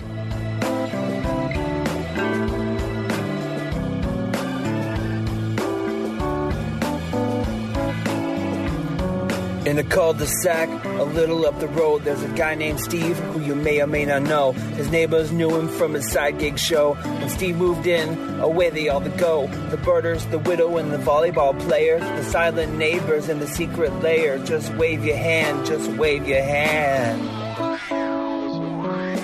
Here's Zach. Got a folding card table and 2 microphones. Here's Zach.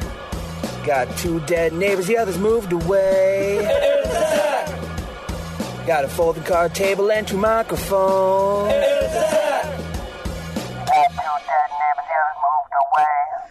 Well, this latest story brings us back here to the Zach, Kyle, the big event that took place earlier this week. I don't know if it affected you as it did affect us. No. It did not. The big storm that rolled through. Yeah, it was a quick hitter. 15-minute storm, I think, on like Wednesday or so. Knocked out our power for more than a day. We were without power for 28 hours here at the Steve house. It was not ideal. So you know what the perfect way to get your power to come back on? Is the generator happening, Steve? The perfect way to get your power to turn back on is to go out and buy a generator, because the moment that you pull back in your driveway, your power will turn back on. That's exactly what happened to me on Thursday. So you went and bought a generator, a little, like a gas one, I'm assuming? Yeah. So you've talked to yourself off the ledge of the whole home? I have, yeah. Okay, good. Probably a financially acceptable decision you've made. Probably. But you had just had it. You were without power for a few hours. Few hours? We were without. It was over a day at that point. Was it really? Yeah. May have just said that. Third time that has happened? Lost power, like, for an extended, not a flash? For an extended... we've lost power a dozen times since we've been here. The second place worst time was right around Thanksgiving when we ended up staying at your house one night. Right, right. Yeah, obviously, weather dependent, that was... the worst case scenario, right? But yeah, we've lost it a ton of times. For whatever reason, this little area, I don't know why. Like, we're very susceptible because every time we lose power, I'll send you a text, I'll send Cy Nolan Ryan Young a text, and I'll send my buddy Joe a text. We all live within about a 4-mile area. You're the furthest one away. You probably live 4 or 5 miles away. Yep. But both of them are like a mile from here. No one else is ever without power. So for whatever reason, we always are. Isn't this the dream, though, for you? Well, not the dream. I shouldn't say that. But power goes out, you can go... I can't wait. Wander in the neighborhood, knocking on doors. Hey! You lose power, too? See, I thought you were going to say, isn't it a dream that, like, now that the power is going to go out, I got a generator, so I can be like, go out, pull the generator out. See, I don't feel like you'd look at that as a dream because you'd start getting wandering eyes from a lot of your neighbor, your cul-de-sac mates here who... No. Oh, hey, is that a generator? Yeah. Boy, it's awful hot in our house. Yeah? Suck it. My house is like 32 degrees. As you close the door with a winter coat and you're blowing ice from your nose. There's icicles hanging off of our porch. Yeah, so this, a couple of months ago, actually, it was probably back in November when the power went out for that long period of time. One of the guys from the side gig, he had bought a generator like a year ago, never opened it, and then decided he was going to return it. And then when he went to return it, it was outside of the window of, like 90 days or whatever. Okay. They would have maybe given him some store credit. So he was like, screw it, I'll just hold on to it. So back then he was like, hey, I'll give you a good deal on it. This is for a brand new generator, had not even been taken out of the box. So I was going to do it then, but then I was like, nah, whatever. The power's back on. Everything's fine. It's never going to turn off again. Obviously, the power company has fixed this to the point where it'll never happen again. This is the time. So the other day I finally sent him a text. I was like, hey, how much do you want for that generator again? Told me. I was Did like, the price go up? Price was the same. I said like he should have invoked emergency rates. $6,000. What the? Well, I guess it's my only option. So I went over. I drove out to his house, which is a 40-minute drive for me to get to his house. Bought the thing, drive all the way back. Now, my mother-in-law was at the house. She was watching Evelyn. So I swear, as I am turning into my driveway, she sends a text to me and Annette saying, the power just came back on. I walked in the house. I was like, you got to be effing kidding me. So now I got a generator, but I don't want to be a poverty guy who just runs a series of extension cords into the house. Sure. So we're going to hook up one of the switcheroos on the fuse panel, and that's where friend Chris comes in. He's going to help me out wiring that up. And then, so when the power goes out, I go outside, haul my generator out into the yard, sure, put a big old plug into the side of the house, go downstairs, flip a switch, and bam, power's back on. So are you going to be the guy now who's kind of looking outside, like, oh man, looks like a bad one coming in. Wind's whipping around. Yeah, that or I know you. What's the first thing that's going to happen is you're going to get hooked up, and I think it's fair to do this, but you're going to go turn the power off and see if the generator works. Yeah, right? you got to test it, make sure it's hooked up right. So is this big enough that you'll still have to kind of pick and choose what it hooks up to, right? So you're thinking probably fridge, furnace, like thermostat. Sure. It might be enough to do AC. I don't think we're going to do AC though. But yeah, we're just going to pick a bunch of random circuits that have some lights and some outlets on them. Sure. That way we can have, a couple lights upstairs, a couple lights downstairs. Man, so you've got outlet or two so we can charge a phone. This feels like something. Did you pull out the blueprints for the home? You went to the county, pulled the blueprints. You're like, okay, we need this outlet, this light, all good to go. No, we did not go that far, but you're a shell of the man you used to be. Just for future reference, if you need that, I got it right here. Of course you do. Of course. Obviously, you can't see this, but yes, Steve just turned his computer around to face me with the GD blueprint for his house. Every outlet, every switch, I know what breaker to turn on and off. Now, let me guess. What on earth was that? That was...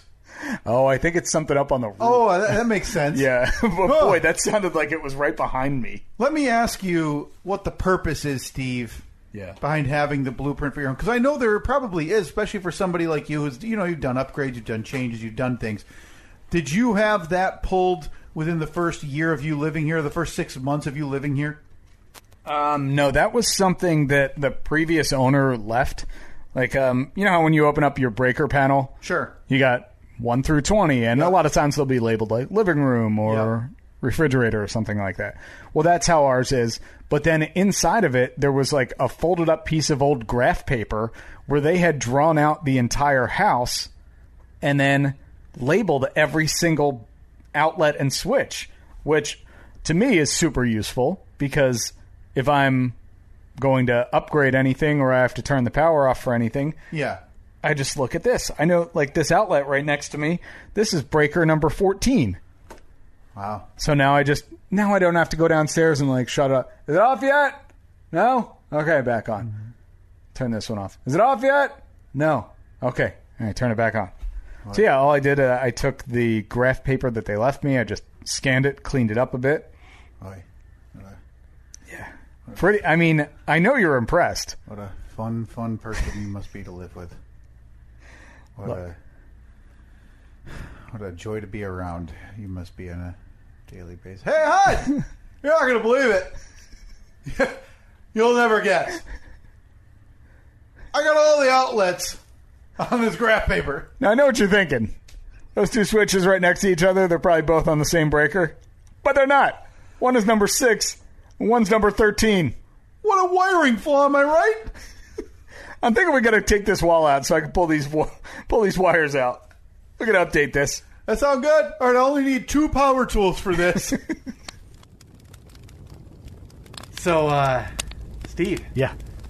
How many times you fired up the old Jenny? Oh, you. And making it worth the money, huh?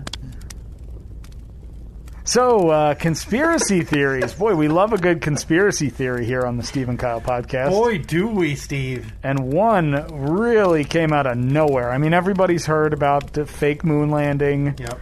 Or Lee Harvey Oswald had a bad day at work, and it wasn't him. Sure. Yep, that one.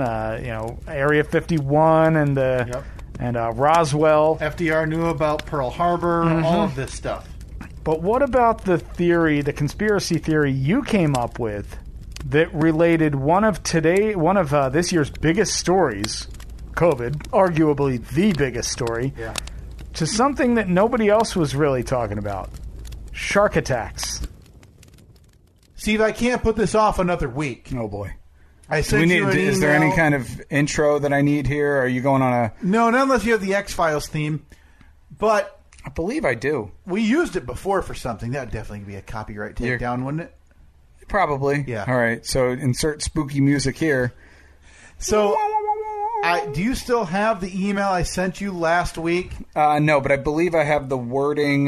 You had said something like there's a big conspiracy. Got it. I have it right here. Okay. Steve, I was up. I was working late. Sent this to you at 11:38 p.m. a couple of weeks ago. Mm-hmm. And it came to me. I realized what's going on. So I sent you the email with the words, "The coronavirus has all been a nice cover-up for what is really going on in the world. The real threat is mounting its surge." Okay. This is big then. Now, typically, that would come from like an @Infowars.com email. Yep. But that came, Steve, from me. And you know I'm not one to just willy-nilly make up stuff. Not at all. Or dismiss stuff without giving it proper credit. So you know I mean business. Mm-hmm. Yeah. So, Steve, I don't know where the coronavirus came from, but I know its intention. Well, it came from a lab. It's got... Nobody knows. It's... Came from somebody eating a bat. 0 people can figure out where this virus has come from. But I know why it's there. I know why it's out in the world. All right. Because the real threat, Steve, and we've talked about this before, and I don't know how I put 2 and 2 together, but if it's the last you hear from me, now you know why. You know what's back, Steve? What? You know it's elevated in areas surrounding this country right now? Mm-mm. The sharks are back, Steve. So the uptick in shark attacks is somehow related to... Not related, Steve. What I'm saying is that the coronavirus has been released to drag our attention away from the idea that the sharks are finally making their move. So you think that this is... I'm coming, Steve, to you with evidence. I'll just kind of... I wouldn't come to you, not just you, Steve, our faithful listening audience, okay, if I didn't have evidence. I offer you June 7th, New South Wales, I believe that's off the coast of Australia. It is. I believe the Sunshine Coast. 10-foot great white shark has killed a surfer. All right. Despite heroic attempts by fellow boarders to fight off the shark, which is dumb, by the way. Why even bother? It's a 10-foot shark. You go away. What's the old saying with a bear? I just need to be faster than you. Right. Yeah. I just need to don't be the slowest. Just don't be the slowest, and you'll be okay. Steve, that's not it. Because as I told you, I wouldn't come to you if I didn't have mountains of evidence. Is this a scenario where we're going to have like a plot points on a map? If you want to pull open a map right now and start dropping some markers, that'd be fantastic. Is this another scenario where you don't realize where you're talking about Melbourne, Florida, and you think that it's... Steve, I just nailed New South Wales. How dare you? I remember that time where you thought a common mistake. You thought that a shark had traveled 6,000 miles in 2 days. A common mistake. Okay? Uh-huh. I come to you with more evidence, Steve. June 9, not just 2 days after. Hold on, can I post a poll here? Yeah, maybe please do it. Now that coronavirus is taking all of the headlines, are the sharks taking over? Are the sharks making their move? Okay. Not 2 days after that poor man lost his life, Steve. Off of New South Wales, somewhere in the Sunshine Coast or Gold Coast or whatever the heck he called it. Yeah. A great white shark was spotted. Ocean City, Maryland. Okay, not New Jersey. That's good. Several miles off the coast, saw the great white around 3:30. Steve, I come to you with mountains of evidence. Yep. Maybe this one sticks in your craw a little bit, Steve. Yeah. North California, Santa Cruz. Oh, beautiful area. 26-year-old man. Prime of his life. Dead. Prime of his death. Less than 1 100 yards offshore, Steve. Oh, I thought you were going to say a 100-yard long shark. This is May. Okay? We're working our way around a calendar. But the only common thing here, this is Monterey Bay. We've had Monterey Bay before. Have we? On the Shark Attack plot point map. Okay? I wasn't aware. 26-year-old. Yeah, you wouldn't. You wouldn't be aware. Because you wave off the invasion like it's nothing. Like not. These man-eaters aren't plotting their takeover. Florida Beach, June 24th. Which beach specifically? Oh. Homestead, Florida. Okay. What side of Florida is that on? Any idea? Is that Gulf area? Sure. I didn't read it. I didn't read the headlines. Another common theme. 7-year-old lost a chunk of leg, Steve. Oh, you're 7. You're still growing. Grow it right back. I don't know that flesh just grows that way. Look. 3 wounds, Steve. Went into the water. Homestead, Florida. Bit. 20 stitches. June 24th. Still got their baby legs at that point. Work the same way as teeth. Those fall off. The new ones Grow right back. The new ones come in, right? Yep. All right, Steve. I see you're still brushing this off. I come to you with Mountains of June 20. Okay, that's just 2 weeks ago. North Carolina. North Carolina. What were you talking? Maybe Nag's Head. I didn't read it. Duck. I just read the headline. Let me find out. Cape Hatteras. Cape Hatteras. The National Seashore, Steve. Yeah. 16-year-old. 25 feet offshore. 25 feet. That is just barely more than me to you. Dad had to save the 16-year-old son by kicking it in the nose. Saved his son by kicking him in the nose? The poor kid got a broken nose and a chunk of leg missing, but the old man saved him. I mean, I don't know what that would have accomplished. I guess let the ends justify the means, but I've never heard of saving somebody from a shark attack by kicking the victim in the nose. Steve, I come to you with more and more evidence. Okay.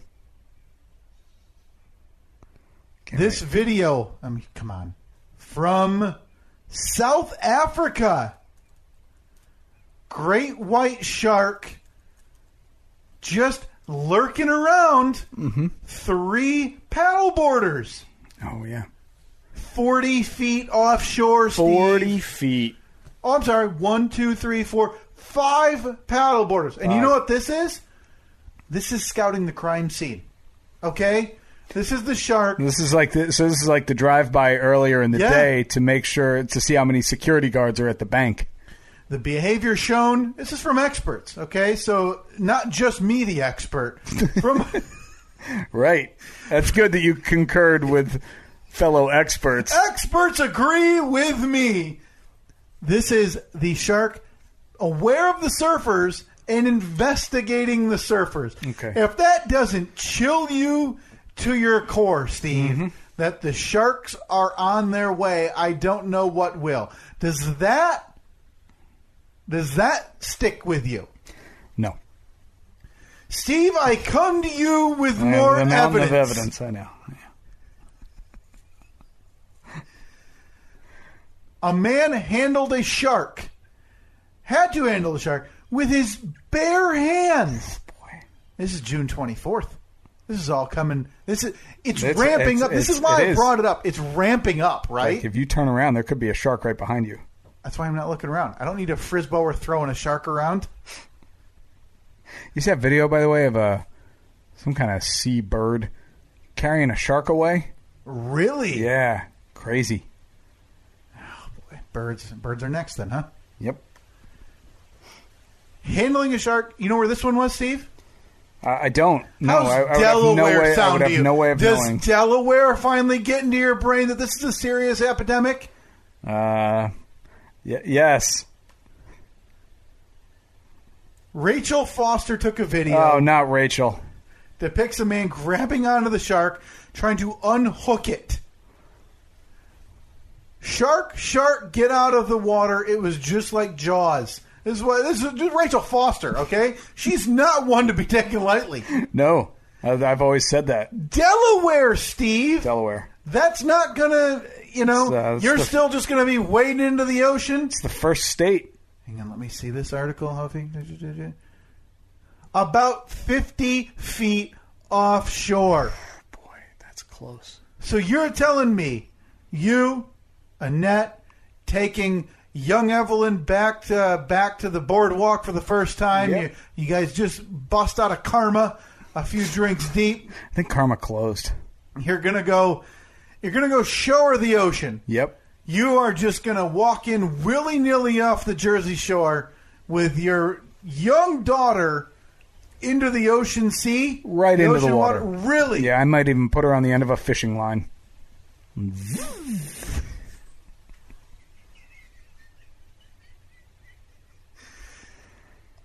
I don't know what more I could show you, Steve. This is very clearly all meant to be swept under the rug.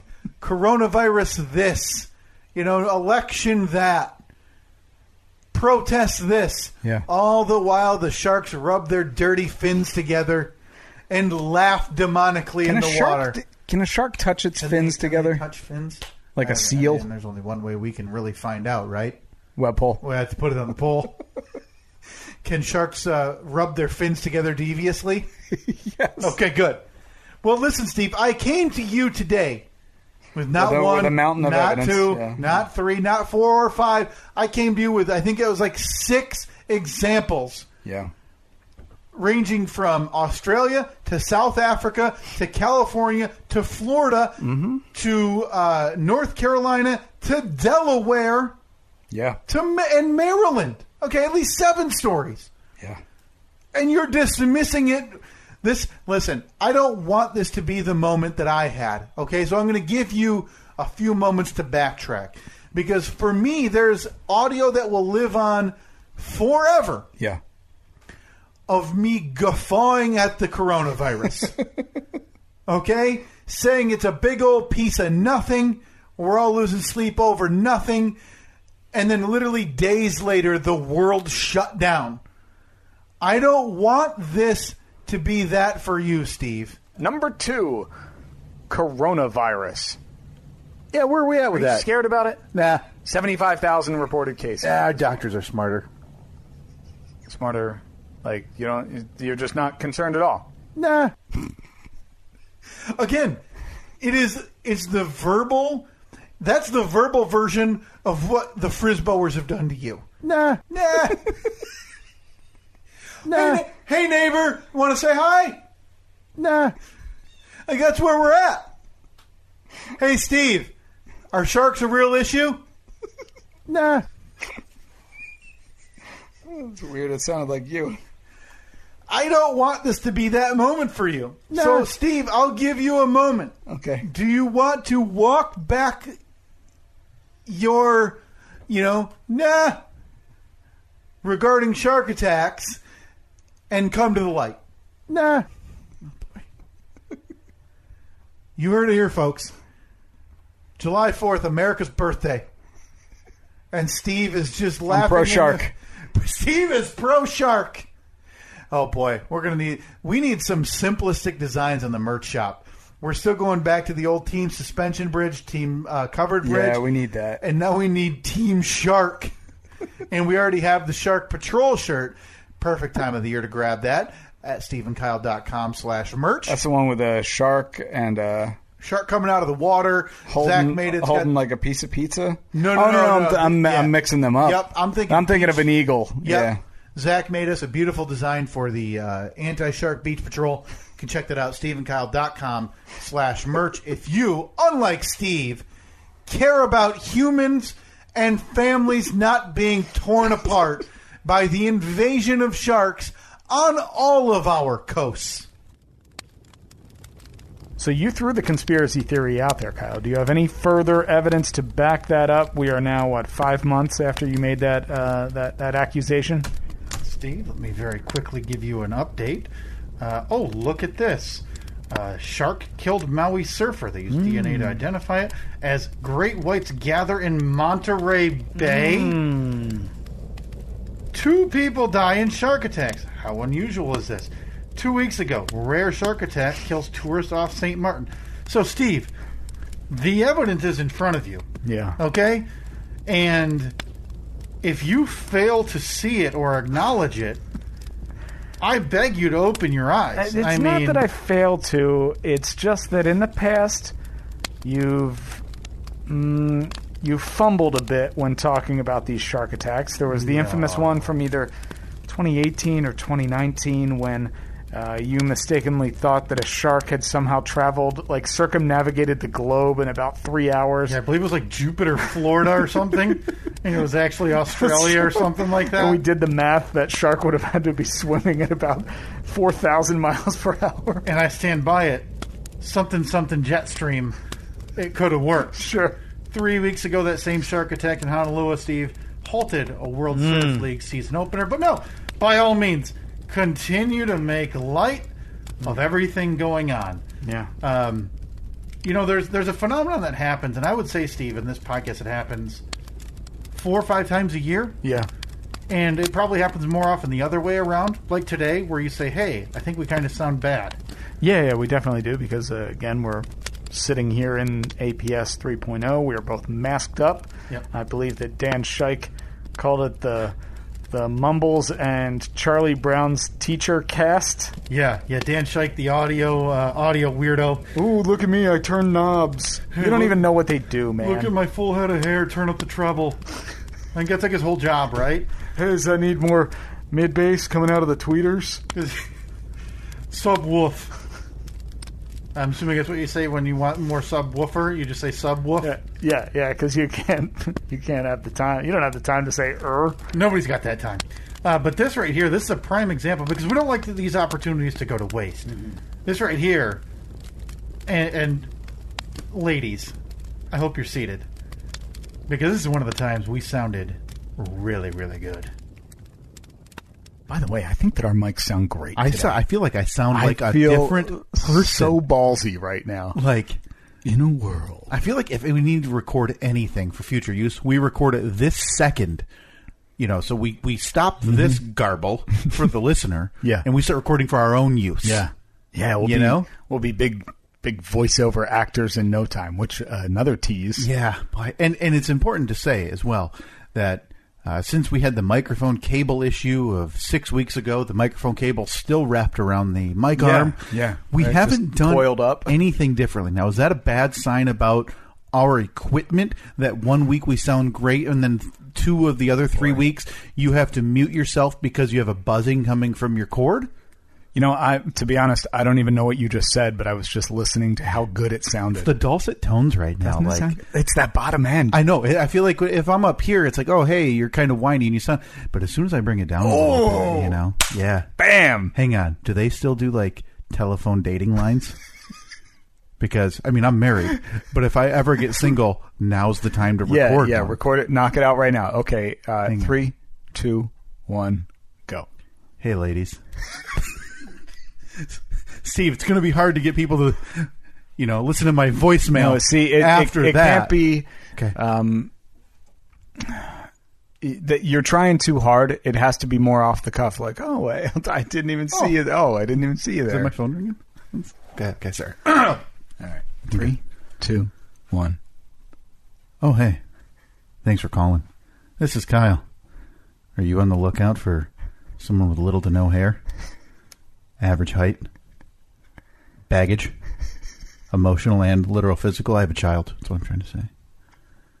Decent car? Decent job? No home. Wife got that when she left me. Okay, so she left you. I like to gamble. I probably drink too much. Looking for me? Leave a voicemail. Are you an SWF? SWM, searching for anything in terms of happiness. Leave a voicemail after the tone, and maybe you and I can meet up for a few too many alcoholic beverages because I have a drinking problem. Maybe we make a night of it. Head down to the casino. Watch me get super angry at a sporting event that I have gambling on. It's going a bit too long. You know, they say you need to end it with a honesty is catchphrase. Okay. It's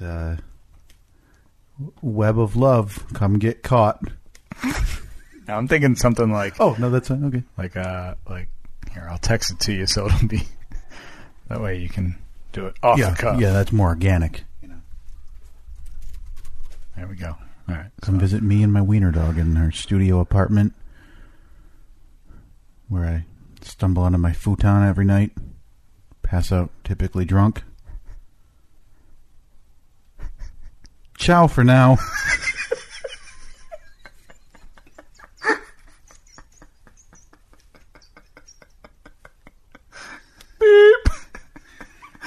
And then every day I get home from work, and then it's like You run over to your answering it's machine. like 15 voicemails of like, "Hey, you just need to know that's the biggest turnoff I've ever heard."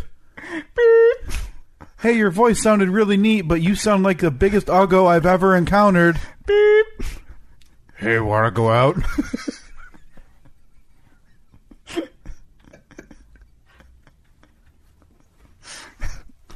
Yeah, shrug my shoulders, say, yeah, give it a shot. How did we get here? Our voices sound really good. Oh yeah, that's right. You know, it hasn't happened yet, Steve. So we can just, if you just want to file away that telephone dating resume for me. Yeah, just in case. As Katie is still with me, probably Shockingly. partially because of the old ticker. Would Yeah, have been yeah, some yeah. bad optics if she'd left after that. Yeah, she's got to wait until at least spring. Yeah, you got to wait 6 months. That's the rule. 6 months on open heart surgery before you can bolt. Yeah, definitely. It would be bad form. Oh yeah, Bad form. listen, you don't want the bad appearance. You know, next thing you know, it's in the news. Because obviously, I have my contacts at the news. Sure. You know, slanderous issues and all that stuff. So earlier this year, as we do every podcast, every episode of this podcast, we started off by enjoying a York peppermint patty that have been around since approximately my wedding 3 years ago. Too long, Steve. Some would say they've been around for too long. Some would say. But every time we bite into one of those, it's like we're on the Alpine slopes. And doing that earlier this year kind of reminded us of the Godfather, some would call him, of the ski tree incident, Sonny Bono. We didn't have a chance last week, Steve, to properly welcome us back to APS 3.0. Welcome back. So I've got us a few York peppermint patties Cheers here. from across the room. Yep, cheers for the York. These are still good, right? Yeah, these things don't go bad. It's like space food. That's what I'd read. Yes, that the York peppermint patty is ageless. Let's see. Expires August 2019. Oh, Yeah. Well, it's like the 5-second rule for open food on the ground. It's the 1 year rule. So we just have to finish 300? those 300 Yorks in the next 5 days. Yeah. And if we finish them in the next 5 days, we will only finish them 1 year past their expiration. Oh boy, this is good. Oh, boy. It's been a while. Oh, That's right. I'm skiing. I'm skiing down a mountain because it's so cold and crisp. now are you a goggle skier, Steve? Oh, yeah, of course. So you got those sun rays being. Oh, Steve, look out for that tree. Leave me alone, Cher. I'll never hit a tree. Right, because, I mean, the only person that we know of that's ever hit a tree while skiing is Sonny Bono, Right, husband of Cher. right, and I mean, I'm sure there's been some that are America's lesser- Funniest Home Videos versions. Lesser known ski tree Yeah, hitters. absolutely. Is there a list of famous people who have hit a tree while skiing? Most famous people with ski tree accidents. I want to say, didn't Liam Neeson's wife... Yes. Apologies. Liam Neeson's wife passed away with a... She bonoed?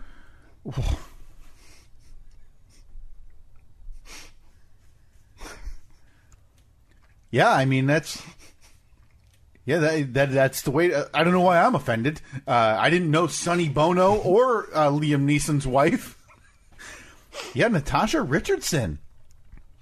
And see, that doesn't flow as well as Bono, though. Hey, so I'm assuming he did it first. He's the granddaddy of them all. Oh, right. Listen, he's the grandfather of the ski tree incident. Okay. Yeah, okay. On the poll this week, is Sonny Bono the grandfather? Or should it be God? It should be Godfather, or right? The godfather of the ski tree incident. I did not know this. Now, granted, there's under no reason should I be a Sonny Bono or a Sonny and Cher aficionado. Mm-hmm. But when they pull up the very brief description, famous skiing deaths include actress and wife of Liam Neeson, Natasha Richardson, and singer, actor, and U.S. Congressman. He was Sonny Bono. Yeah, he was. Well, I know that he was the mayor of Palm Springs in California for a number of years, and then he ran for Congress. Really? I'm assuming California, but I guess so. Is this post divorce and post their TV show and all that stuff? Because they had a pre ski incident, obviously. That seems like an easy clarification. Yeah, I mean, I just want to make sure everyone's aware of the timeline. I appreciate you. That is a legitimate, Steve, and a legitimate important correction. We don't. I don't want people being confused about the Bono snow ski timeline. There is no conspiracy, I don't think, or there's no idea. There's no Kenny Rogers theory floating around there about Sonny Bono. Oh, Kenny Rogers. It's definitely a week. Of course it is. Uh-huh. There's no. You don't think somewhere off in a hidden resort, Kenny and Sonny are sharing a duet somewhere right now, still kicking? I don't know. Were they friends? How could you not? Nothing would surprise me about the Raj at this point. No, I mean, listen, new facts every week, and they're all more amazing than the previous one, outside of the second time we learned about his goat. Definitely never repeated. Because that would be embarrassing after like 6 weeks, you know? I didn't even make it a year. Didn't even make it close. Yeah, it does not specify an explicit friendship between Sonny Bono and Kenny Rogers. I bet that they jammed, though. Let me ask you this, Steve. This was before both of our times. Was Cher like a sex symbol back in that era? Absolutely. So we're talking 70s, right? Yes, absolutely. Because I look at photos of them together, and for me, it flips back and forth. Like, there's one where, by the way, compared to what she aged into, and obviously I'm sure there was some surgery and some other stuff included, she doesn't even look remotely similar to what she did in that era. Yeah, I feel like she's one of those people that constantly reinvents herself, never really looks the same.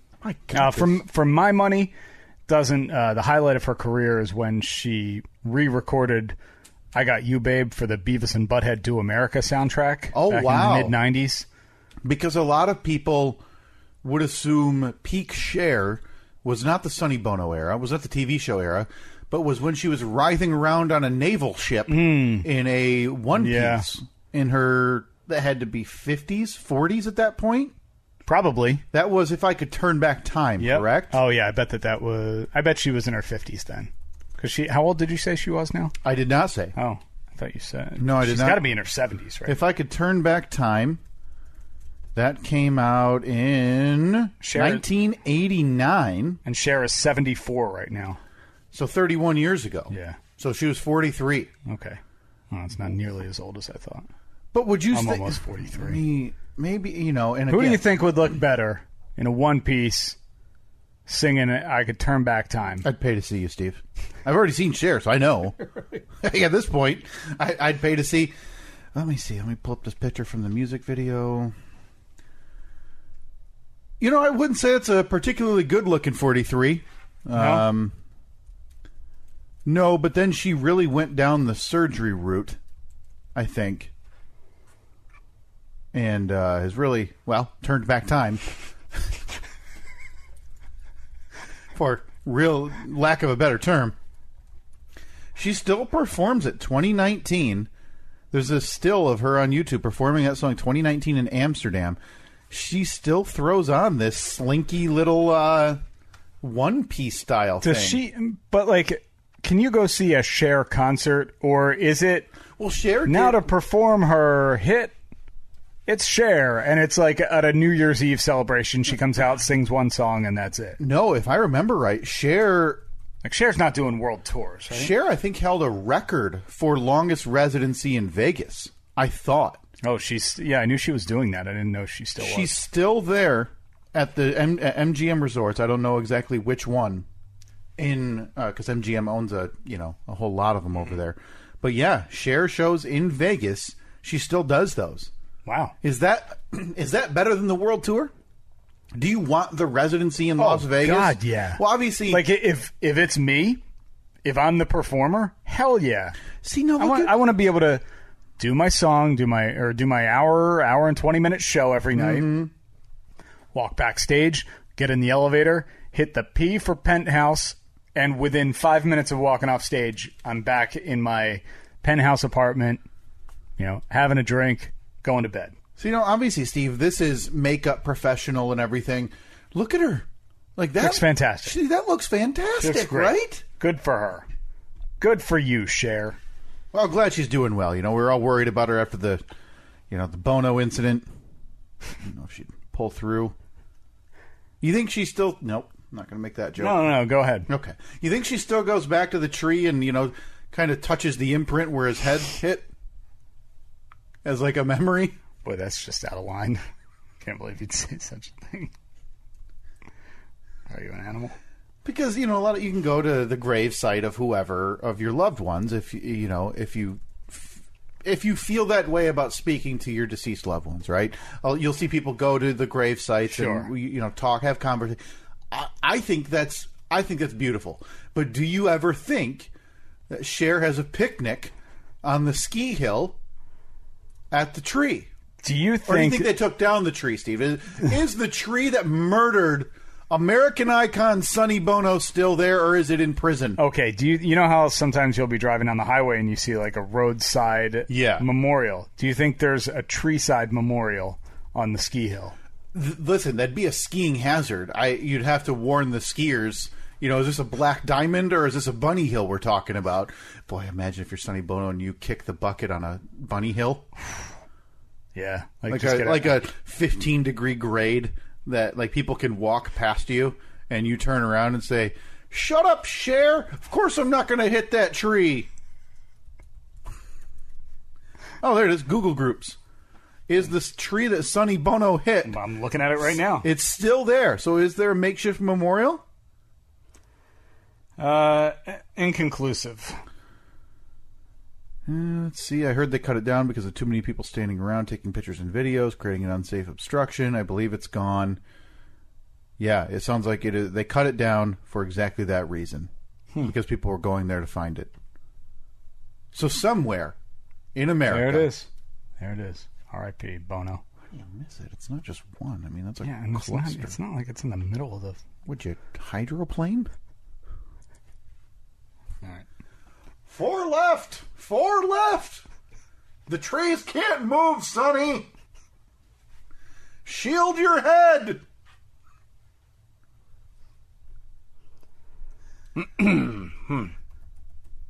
Well, rest in peace, Sonny Bono.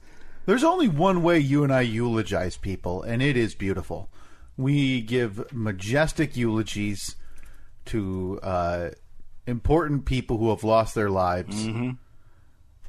And to support that method, to support that idea, you can go vote on the poll. Is Sonny Bono the godfather of the ski tree incident?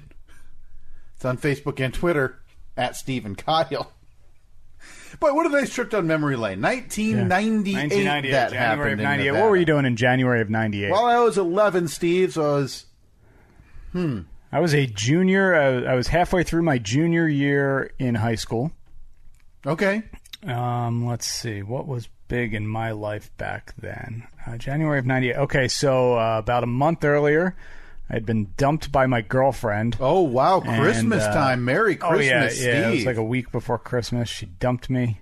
January 5th was a Monday, Steve. I was pretty down in the dumps. January 5th, Monday, January 5th, 1998. You were going back to school. Probably would have been my Christmas probably would break. have been my first day back at school. Freshly dumped. I actually, man, I remember this time very clearly, actually, because I had been dumped by my girlfriend, and I decided, like, of course, like I always did when I was a kid. I had big bushy hair, and I had braces, and it was a rough time. Like, I deserved to be broken up with in hindsight, because it just simply based on appearance. So 14-year-old Steve thought he was ugly enough that he should have been broken up with. 17. 17-year-old Steve well, almost was 17. self-aware enough that he was a filthy, ugly monster. Yeah.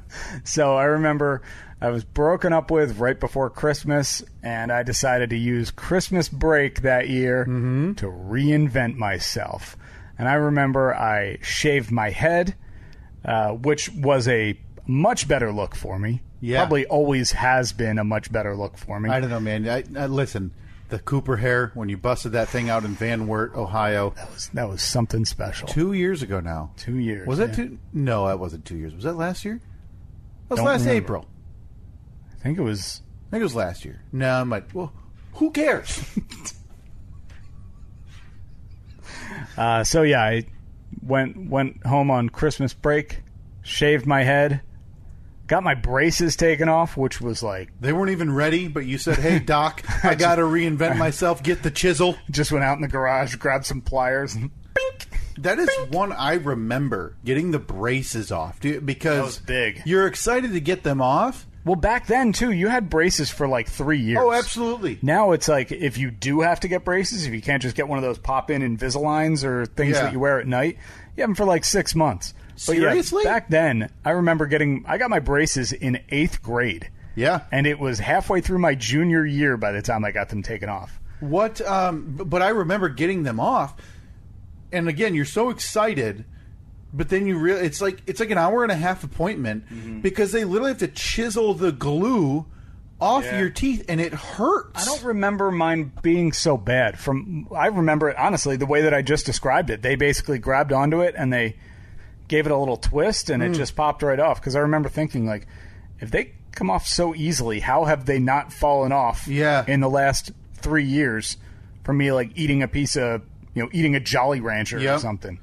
Man, that first feeling, though, when they cut the main wire that runs through the whole thing, and they take that off, and you're like, oh, man. Yeah. And then you run they pop the braces off, you run your tongue along your front teeth, you're like, whoa. This is different. Whole new world. I don't have to worry about getting food out in between these anymore.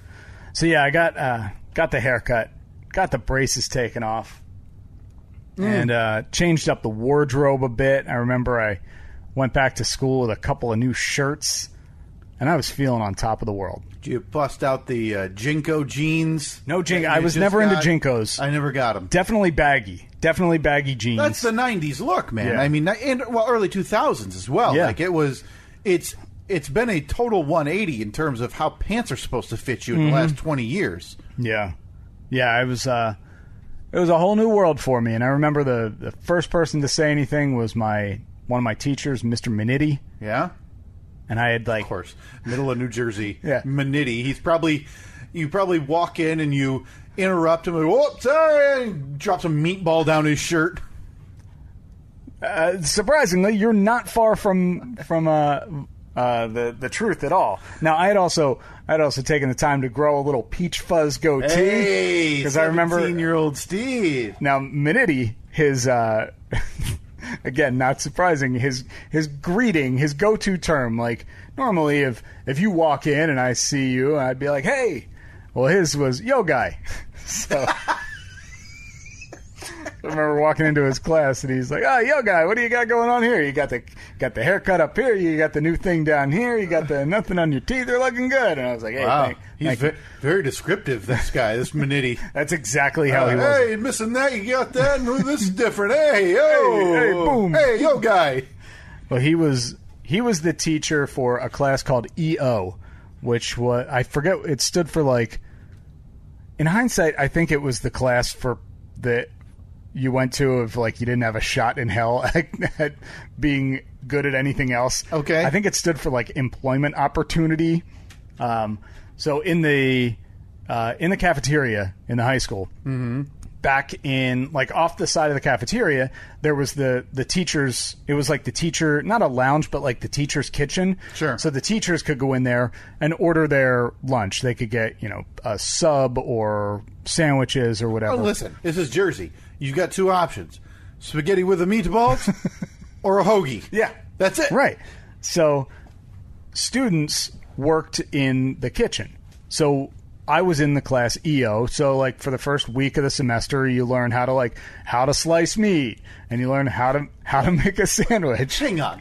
I swear. Because no one else has ever heard of this, and every time I bring No. it up, they give the exact response that you because give. first of all, you have to get like nowadays you have to get like certification. You got to be in a be union. Meat slicer. Yeah, you need to be in a union. So let me ask you before we get too deep, further deep in, how much did you get paid for this, Steve? Oh, nothing at all. How is any of this okay? I need though? to explain more of this to you because It's not going to make it better. No, it just gets crazier. Good, 'Cause okay. to me, in hindsight, looking back at this, like I can't imagine something like this happening Right. now. So, the first couple weeks of the semester, we would actually make the menu. We'd say, okay, well, what kind of sandwiches should we offer this year? What kind of salads should we do? What kind of this? What kind of that? And then we would make the actual menu and learn how to make, we'd have a class where it's like, okay, now we're going to learn how to make this sub. the hoagie and the spaghetti and meatballs. Right. And then after a couple of weeks, the kitchen was open, so we'd be in there. I was in there like fifth period or something, which was one of the lunch periods. So you'd be sitting in there, and it was somebody's job to work the counter, somebody's job to work the slicer. There was a dishwasher. There was somebody who assembled sandwiches. So somebody would come in. There was a girl named Lisa. She would take the order. She'd be like, "Oh, I need an SU4," which was like sub number 4. So you'd look up at the board. You'd be like, "Okay, it's an Italian sub." So you get your ham, and you get your gabagool, and you get your lettuce and tomato. And you build the whole thing, and then you wrap it up, and you pass it out to them, and they would either sit at, there were a couple booths in there, or they would take it and go to the teacher's lounge. Yeah. But it was, so like our cafeteria was in the back of the school, and if you looked out the back window, there was the garage where like the buses and some of the bus drivers and the bus mechanics, they would do their thing back there. So there was this one very, very, very large woman named Ida, and she was a bus driver, and she'd come in every day, and she'd say, "Give me an Italian sub, heavy on the oil," and like you had to make this sub, and then basically take the, like a little squeeze the bottle little of squeeze oil. bottle Yeah, that looked yeah, like yeah. a ketchup bottle, and basically just hold it over it, and like have a full conversation with Ida as you were just draining the oil onto her sub. Like she wasn't happy unless she bit into it, and it was dribbling down her arm. So that was EO. What a fascinating look back at what there's no chance that would work today. No, It would be I allowed. wonder if they still do it. Well, because I know that parents would be just throwing a fit. I know Minetti retired. He's are you sure? Are you sure he retired? Because when I think of Minetti, I'm not he going to might have retired. Oh, no. from life. Yeah, I could send my brother a text. My brother would know. I'm actually messaging your brother right now. Oh, good. Maybe let me ask him.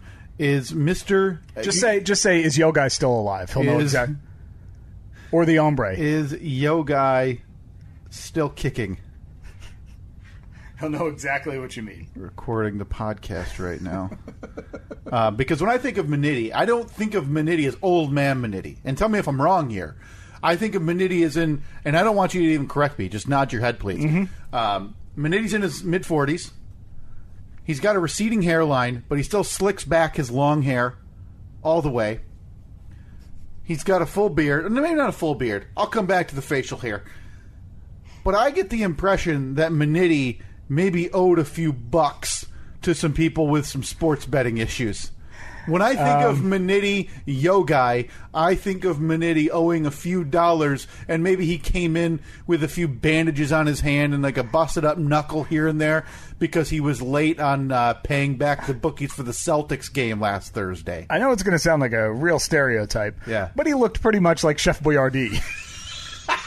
I mean, receding hairline, you got it. Jet black hair, not a lot of it. Slicked back, mustache, like short black mustache. Yeah, that was the hombre. Oh man, your brother came back with a joke. He said he's telling his grandkids to get the hot soapy water and wipe down the counter. Oh yeah. Yo guy. So I asked him again. I said, "Is he still out there?" Almost like the X-Files, you know. Yo guy, get a couple buckets of hot soapy and wipe this down. I'm telling you, Minetti owed money. That's all I'm saying about Minetti. Well, I know that his. I feel like he ran for. I know that his son was like the mayor. He ended up becoming the mayor much later because I had this crazy chance encounter with his. It would have been Minetti's daughter-in-law. Mm-hmm. I was just talking to this woman one day when I was back there for a radio station event. And she was like, "Oh, where'd you grow up? I know you're from New Jersey." I was like, "I grew up in Cinnaminson." She said, "Oh, I'm married to a guy named from Cinnaminson, so-and-so Minetti." And I said, "Minetti? I had a Mr. Minetti in high school." And she said, "Yeah, that's my father-in-law." Hang on. What is your Minetti's name?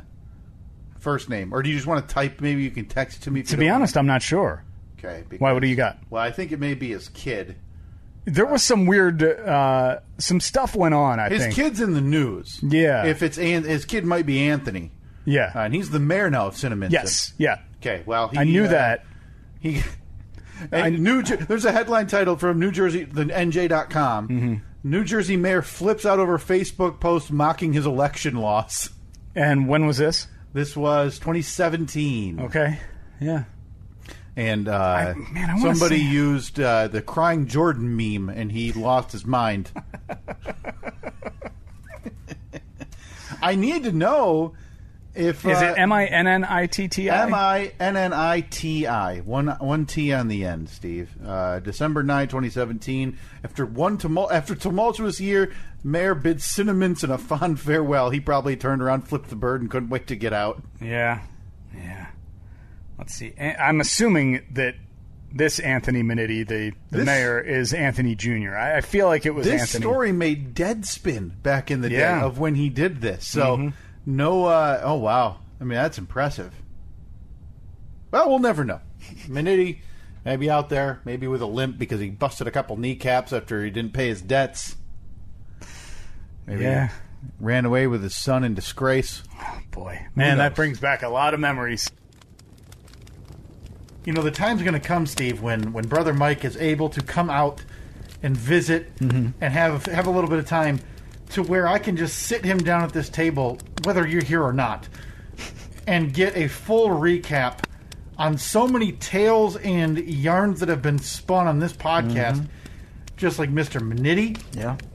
Like I'm sure he was around. He would probably have your parents' thoughts when you went and bought that ridiculous jet ski. All of these, probably not. Maybe. Well, I'm sure it was mentioned between your brother and it probably parents. Was, yeah. And I would love to know the thoughts, however many years after the fact, about that. That is a podcast that I need in my life. I need to start my list of old Steve stories. Yeah. To where there are a few. To where we can get the hindsight thoughts from a family member on that. Yeah, there would be plenty, and then maybe one day your brother will join us here on this podcast. He can say what he thought about when he broke my nose, when he watched my Achilles rupture. Yeah, all of this fun stuff. He kind of laughed, didn't he? As you hopped on one foot from the dugout. No help. To the parking lot, which was inexplicably... It might as well have been a mile. 600 yards It was so ridiculous. I looked at it and I thought it was insurmountable. It might as well have been Mount Everest. That might be one of the greatest athletic achievements ever I was so exhausted. The pain didn't even set in because I was so exhausted. Yeah.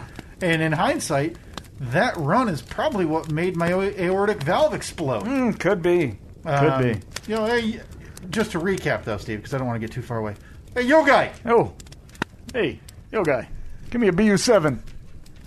That'd be a Burger 7. So it was probably like, let's see, a BU7.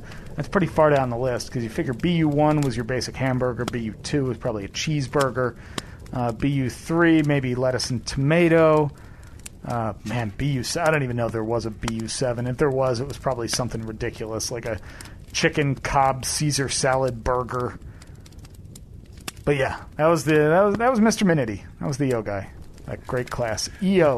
What a eclectic assortment of people in that segment. Again, should not go unnoticed. Our third eulogy of the year, as we talked about the passing there of Wilford Brimley. Yeah, and now we're moving on to a fourth eulogy. Oh, no! Yeah. I think, Steve, we need to seriously talk about only recording when somebody important dies. Well, look, this was breaking news that hit us like a ton of bricks. Oh. And that was when we found out that the man from such films as and Wilford Brimley had passed away. Oh!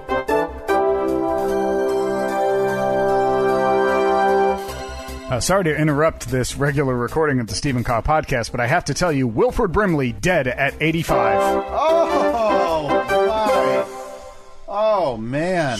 Boy, breaking news. It somehow just doesn't really work on a podcast because someone could be listening to this in 9 months. Nah, But hey, let's just release this in 10 minutes. This is just a little taste of what's happening at this current time, future traveler, if you're listening to this in the year 2035. Yeah, wow. Wilford Brimley, according to TMZ, the diabetes campaigner and film actor for cult classics including Cocoon, The Natural, and The Thing, has passed away on Saturday morning at his home in Utah.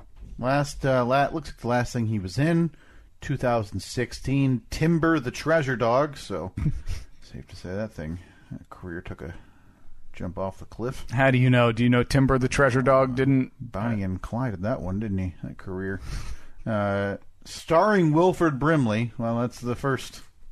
I would argue that's the first alarm bell that should go off if he's your star at age 81. Featuring the voice of Kix Brooks of Brooks and Dunn Brooks and fame Dunn, yeah. as the titular character. Film was released to DVD and streaming platforms in 2016. You know what, Steve? I apologize for telling you that his career maybe did the old Bonnie and Clyde, because he starred in this film with other actors such as J.D. Hoppy, Avery South, Sage Chase, Rob Hillis, Sewell Whitney, and Jessica Morris. And I'll say this, 2 of them have a Wikipedia page. Rest in peace, Mr. Brimley. You've earned it. That sounds weird, right? If we're still doing this podcast in 22 and a half years, you and I are going to have to prepare something real nice for Mr. Wilford Brimley. Yeah, because as we know, the proper time of mourning before a eulogy, 22 and a half years. So set a reminder in your phone for let's see, it's going to be February 2nd. February of 2043. Whew. I mean, are we going to have phones by then? I mean, look, there's going to be a way to export that info to whatever future device I have. The odds that both of us are alive in 2043 seems like, what, 60-40? 2043. Let's see. So we said 22 and a half years. I'll be in my 60s. Because I just turned 39, so I'll be like 61 and a half. Yeah, you'll be staring down the barrel of Social Security. Yeah, look at that, 62. Exists. I mean, hopefully. You'll be looking at Medicare. Mm-hmm. No doubt the slinging monkeys will all be gone. Oh, yeah, all dead. Now, what about you? You still going to be dead at 40? So you're not still going to be plugging away at the mortgage denial company with your stamp? You think you'll still have a rubber stamp then? I hope so. It's almost like if you see a slot machine, but they're moving away from the pull arms. Yeah, the old one-arm bandit. So you find the pull arm, and it's like a real blast in the past. It gives you a real sense of joy as you hear that. Oh yeah, I love that. Ding, ding, ding, ding. Just that gear. Yep, you feel crunch feeling as you're makes it feel more authentic than just sadly pushing. Oh yeah, nobody wants to do that button. No, give me I mean, the I would. arm. I'll do the repeat button, but then I'm pulling the lever. No question, because if you're not there for a little bit of the theatrics, Yeah. Well, All right, that's the thing. can Most you put that people on a poll? Oh, yeah. Are you? Do you pull the one-arm bandit or just hit the replay button? Exactly like that. Pull the one-armed. All right. I mean, no more out of context than normal. So Exactly.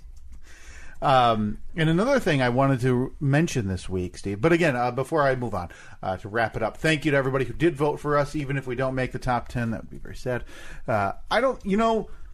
I think it's the natural way I go. I'm a pessimist, though. The Natural. Are you trying to work in a Wilford Brimley reference there? Was he in The Natural? He was in The Natural. Oh, wow. I'm great. He was the manager of the New York Knights in The Natural.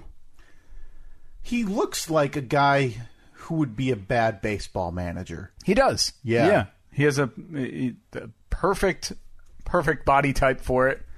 The mustache, spot on. Did he ever not have the mustache? I don't think so. Every single picture I've seen of him, he has a mustache. What was that show that he was on? Like some, was it Just the 10 of Us?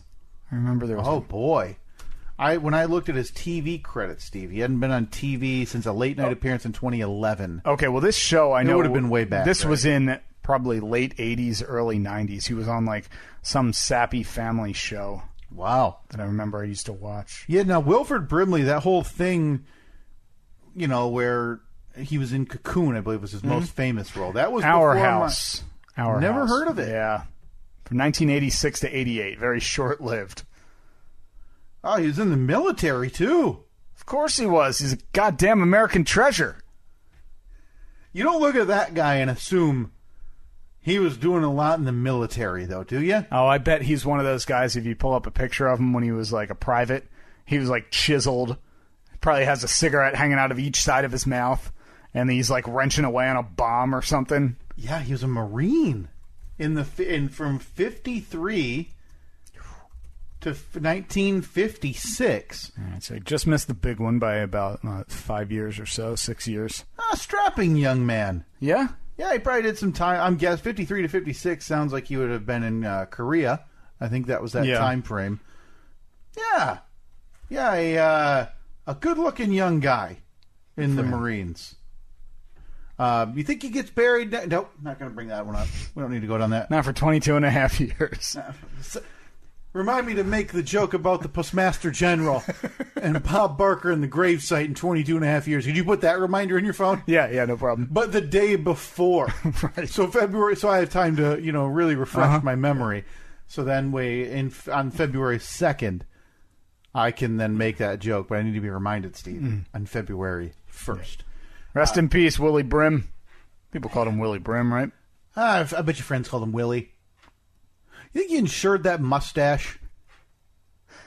That wouldn't be a terrible decision, would it? You can insure a mustache, right? I mean, you always hear those. It's not as frequent anymore because I feel like people didn't know that it could happen. But you'll have athletes and stuff, and they'll insure their legs or if they're a quarterback, their arm. Essentially, if anything happens, even injury related or the old get it ripped off related.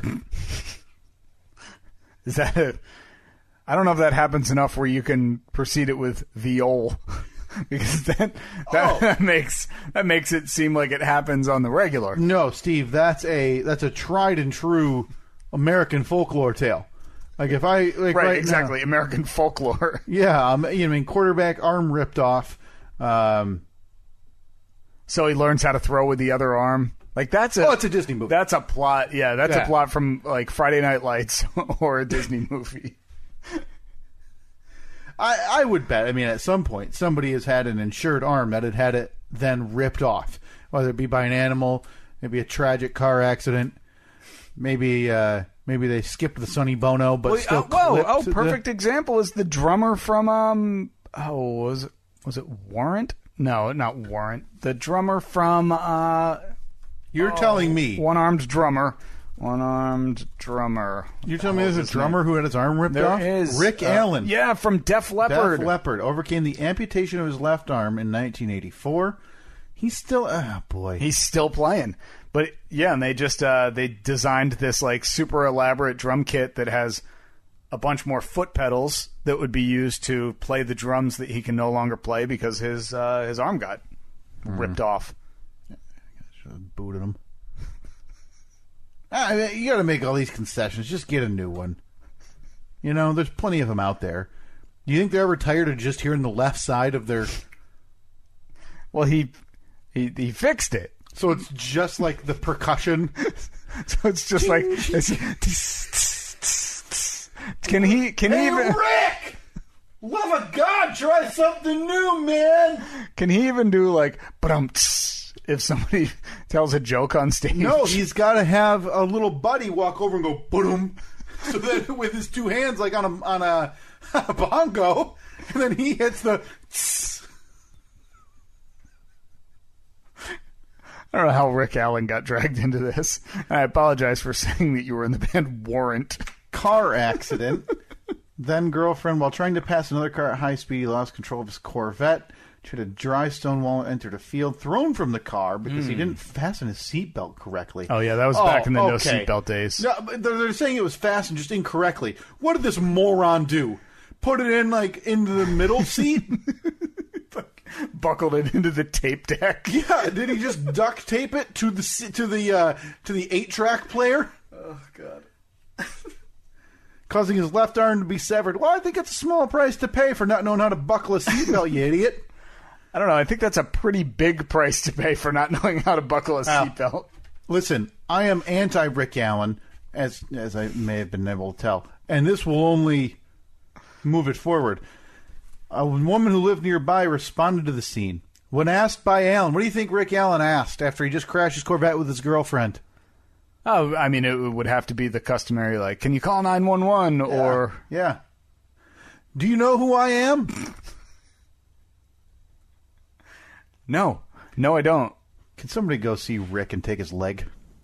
So Rick Allen, even laying at a bloody pool of where his arm used to be, still had the audacity to drop a "Don't you know who I am?" Can you imagine? His girlfriend's next to him, head, neck, and spine injuries. And he's asking, Hey, Dolores, you know who I am? No, I know. I know my arm's dangling by a literal thread. But, see that arm about 20 yards over there? That thing used to hold drumsticks. They packed his severed arm in ice. Okay. The woman did. Doctors initially reattached his arm, so old Rick's sitting there like, yeah, things are looking up. And then it got infected. They had to cut it off again. Oh, tragic loss a second time. Specially designed drum kit. I don't even think he qualifies as a drummer anymore. He's like the Oscar... He's essentially Oscar Pistorius of drummers. So you're going to call him Blade Runner? You're going to compare him to Blade Runner? I mean, I would say Oscar Pistorius is more known for the murder of his girlfriend at this point. That's true. And look where he's Rick in jail, right? I think he is still in jail. Okay. We don't need to go down that well because we're already a couple digressions down the road of where I even wanted to start this conversation. But Rick Allen, hold on. How did we get from Wilford Brimley to Oscar Pistorius? I know that there was a Rick Allen stopover in there. Oh, we're talking about insuring body parts. Oh, right. And my claim that a quarterback has assuredly had his arm did Wilford ripped off. Brimley insure his mustache? Yeah, and that's a no. There's no. I don't think you can because anything you can willingly remove, there's no way you could insure it, right?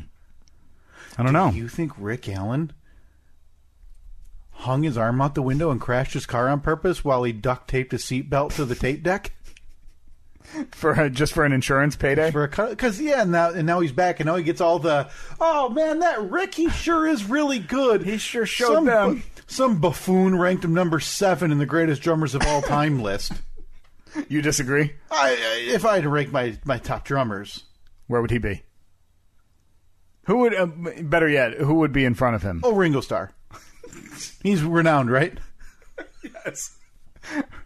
Ringo, who was once told by members of the Beatles that he's not even the best drummer in the band.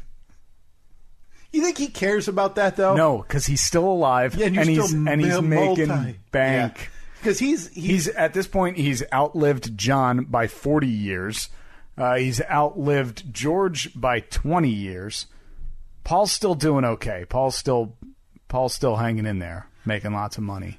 In case you're looking for any further reason to dislike Rick Allen, outside of the obvious insurance fraud and inability to fasten a seatbelt, and then the "Don't you know who I am?" with his arm laying 24 feet away with twitching fingers. Do you think it was still like... Yeah, it was still like you're making the fist with a drumstick in it, acting like it was hitting one of the bass drums or whatever. Here's one for the road. I don't know if he's British.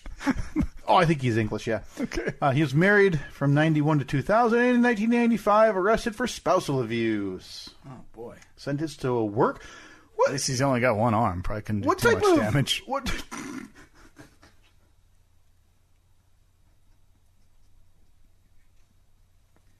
I think he has a foot pedal with a fist on it, too. You think he just...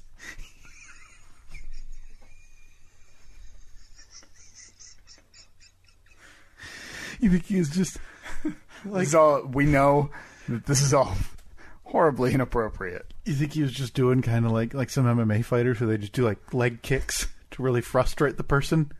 You think he was just leg kicking her and she Kicking finally the got... shin. You think she finally just got mad enough? You need to stop right now. And he kicked We are her. not making light No. of spousal no. abuse. We But- are making light of only having one arm. But listen to, like, he was sentenced to a work crew and to attend AA. Work crew. Oh, boy. Imagine if you're the other guys on the work crew. You're like, cool. Thanks for the help. Yeah. You gave us a one-armed guy. Neat. Yeah, great. He can't even... He can pick up the trash, but he has nowhere to put it. Because his stupid stump can't hold a bag. Can someone tie a trash bag around Rick's stump? I don't even think he has a stump. I think No, it's gone. it's gone from the it's shoulder. up to the All right, shoulder. so just hanging around his neck or something. Yeah, yeah, it's almost like a satchel bag, but it's a trash Like a feed bag for a horse. Yeah.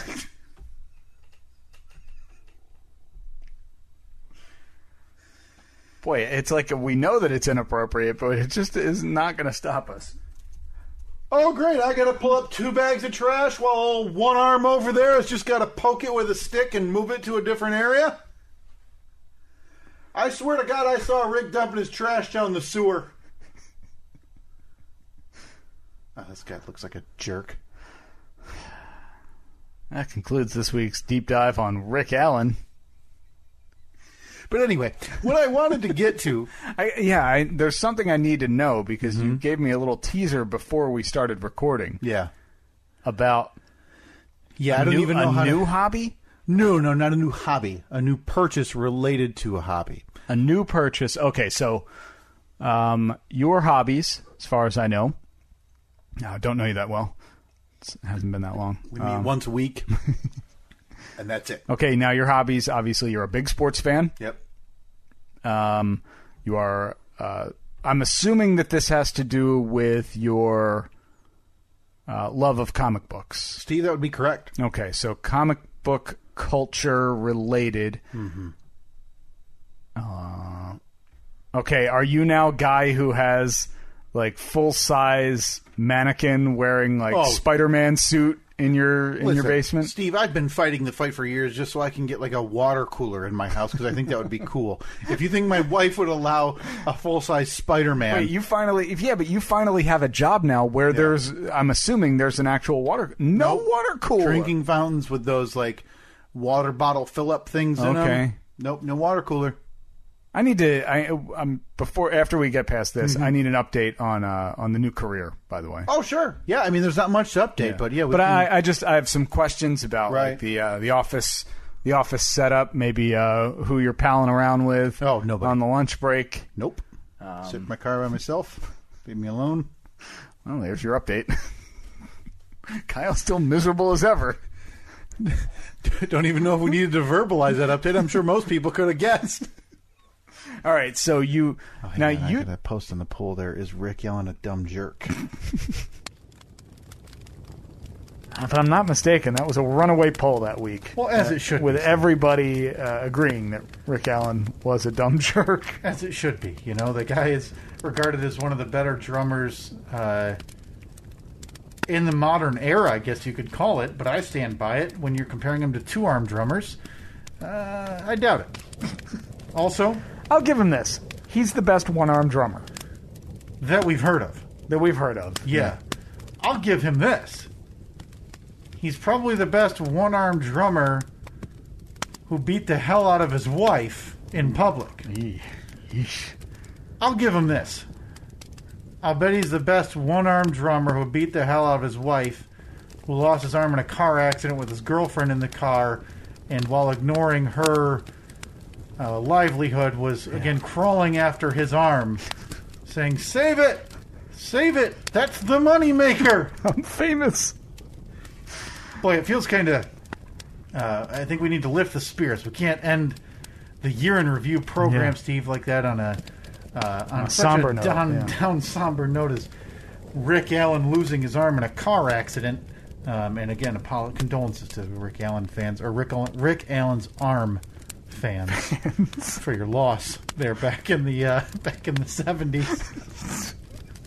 Just want to make sure we cover all the bases. Do you think that there was anyone that would go to the shows just because of his arm? Like, they'd just have, like, the people next to him would have band T-shirts on, but he would just have an arm T-shirt. Well, you know, for years after Dale Earnhardt passed away in NASCAR, on the third lap, everybody would hold the number 3 up. Yeah. Do you think when they would get to Rick Allen's solo, like, everybody in the audience would pull one arm inside their shirt? Yep. Okay. Yeah, I mean, I I'm do. just assuming that's the only way to honor the missing Honor the missing arm. limb. What do you think the arm is now? What did they do? They burn it? Right next to James Brown's legs. James Brown's legs. Some P. Billy Ford's arm ash. the arm ash meat right next to Wilford Brimley's mustache, which reports have it as missing. Oh boy, what a way to wrap up the year in review. Heck of a year. A lot happened. It really was, man. I mean, listen, we had to cancel our live show, Steve. We did. That was a disappointment. It was supposed to be back in July. But still, we were nominated and made the finalist list for a podcast award. Yeah. We were able to we weren't able to take any travels this year, but boy oh boy was this a fun special year, as I hope everybody was able to hear today and right now during this year in review episode. Yeah, it was definitely a lot of fun despite all the circumstances. Hoping, obviously, like everybody else, we're hoping that 2021 is a little bit more bright, a little bit more, fun stuff going on. We have a tentative date for our rescheduled live show. It's sometime in July. Yeah. And who knows? We're 7 months out from that right now. Maybe it'll happen. Maybe it won't. It will eventually happen. It's just a matter of when. Yeah, we'll let the 6 people know who we're going to go. Yeah. Give you an updated time on that. But yeah, we have no incentive to make any decision on that here in the very near future. So, again, it's been a fun year. I want to thank everybody who's listened.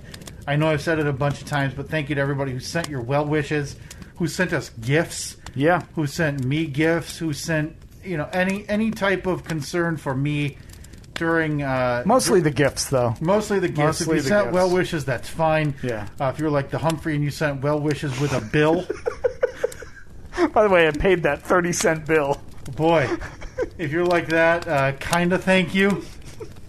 But no, seriously, the outpouring from this listening audience for me during what was the most difficult time of my life was tremendous and helped a ton. Steve, you helped a ton. You and Annette reaching out and helping out, that was absolutely amazing to me. So it's been a heck of a year, and hopefully 2021 is only bigger and better for the Steve and Kyle podcast. Yeah. Lots of plans. No, not one plan except for... I think the one plan is live show. Yeah, profit. Yeah, maybe this will be the year that we're finally in the black. We just need to make, again, $241. And that is without spending another penny on anything else we do here. Yeah. Okay. So the march to 241.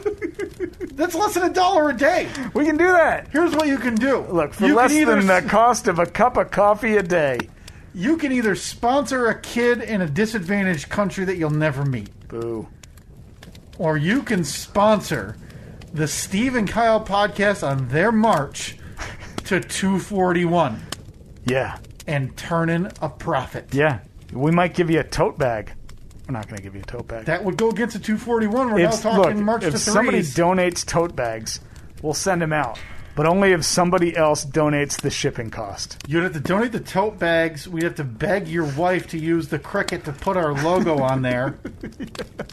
And then again, we would have to farm out the shipping cost. All right. I think we need to make some predictions or some hopeful aspirations for 2021. Sure, Steve. So this for this podcast related specific, I'll say in generalities, I think you and I will either take a podcast related trip or the live show will happen. Okay. I'm going to say APS 4.0. Whoa! Now that is a biggie That's a big one. because I've ignored it. Yeah. I've given up. I don't care. Hang on. Open the door. Let me see. That's the. Oh wow! There's a piece of drywall on the ground now. So you've added. Well, that's the piece that I cut. Oh, from the wall. Well, that's the one that I cut the patch panel that has to go back in. Now, the wall. in fairness, the last time I saw it was empty, and now it looks like you've stored stuff in there. So there have been changes. So, yeah, the door's been opened. Yep, not for the better, but there have been Yeah. changes. So APS 4.0, possibly coming 2021. Podcast-related trip, which if we do that, we'll give everybody plenty of notice Yeah. if you want to join us. Or the live show, hopefully happening this year as well. I'd like to be a finalist in the podcast awards once again. Yeah, religious category this year. Oh, that's right. Yeah, we have to pull. We're just going to submit the apostles rating boobs on rocks, and and when Jesus came out of the Jesus flew out of the cave, and didn't he say like "sup homies" or something? and then maybe we can get our friend Brian Krause, who sent us the very nice gifts of the dreidels and the milk chocolate last week. We could talk to him once or twice about Rumspringa and maybe the summer solstice. Yeah, I'm assuming Jewish people celebrate the summer solstice. of course they do.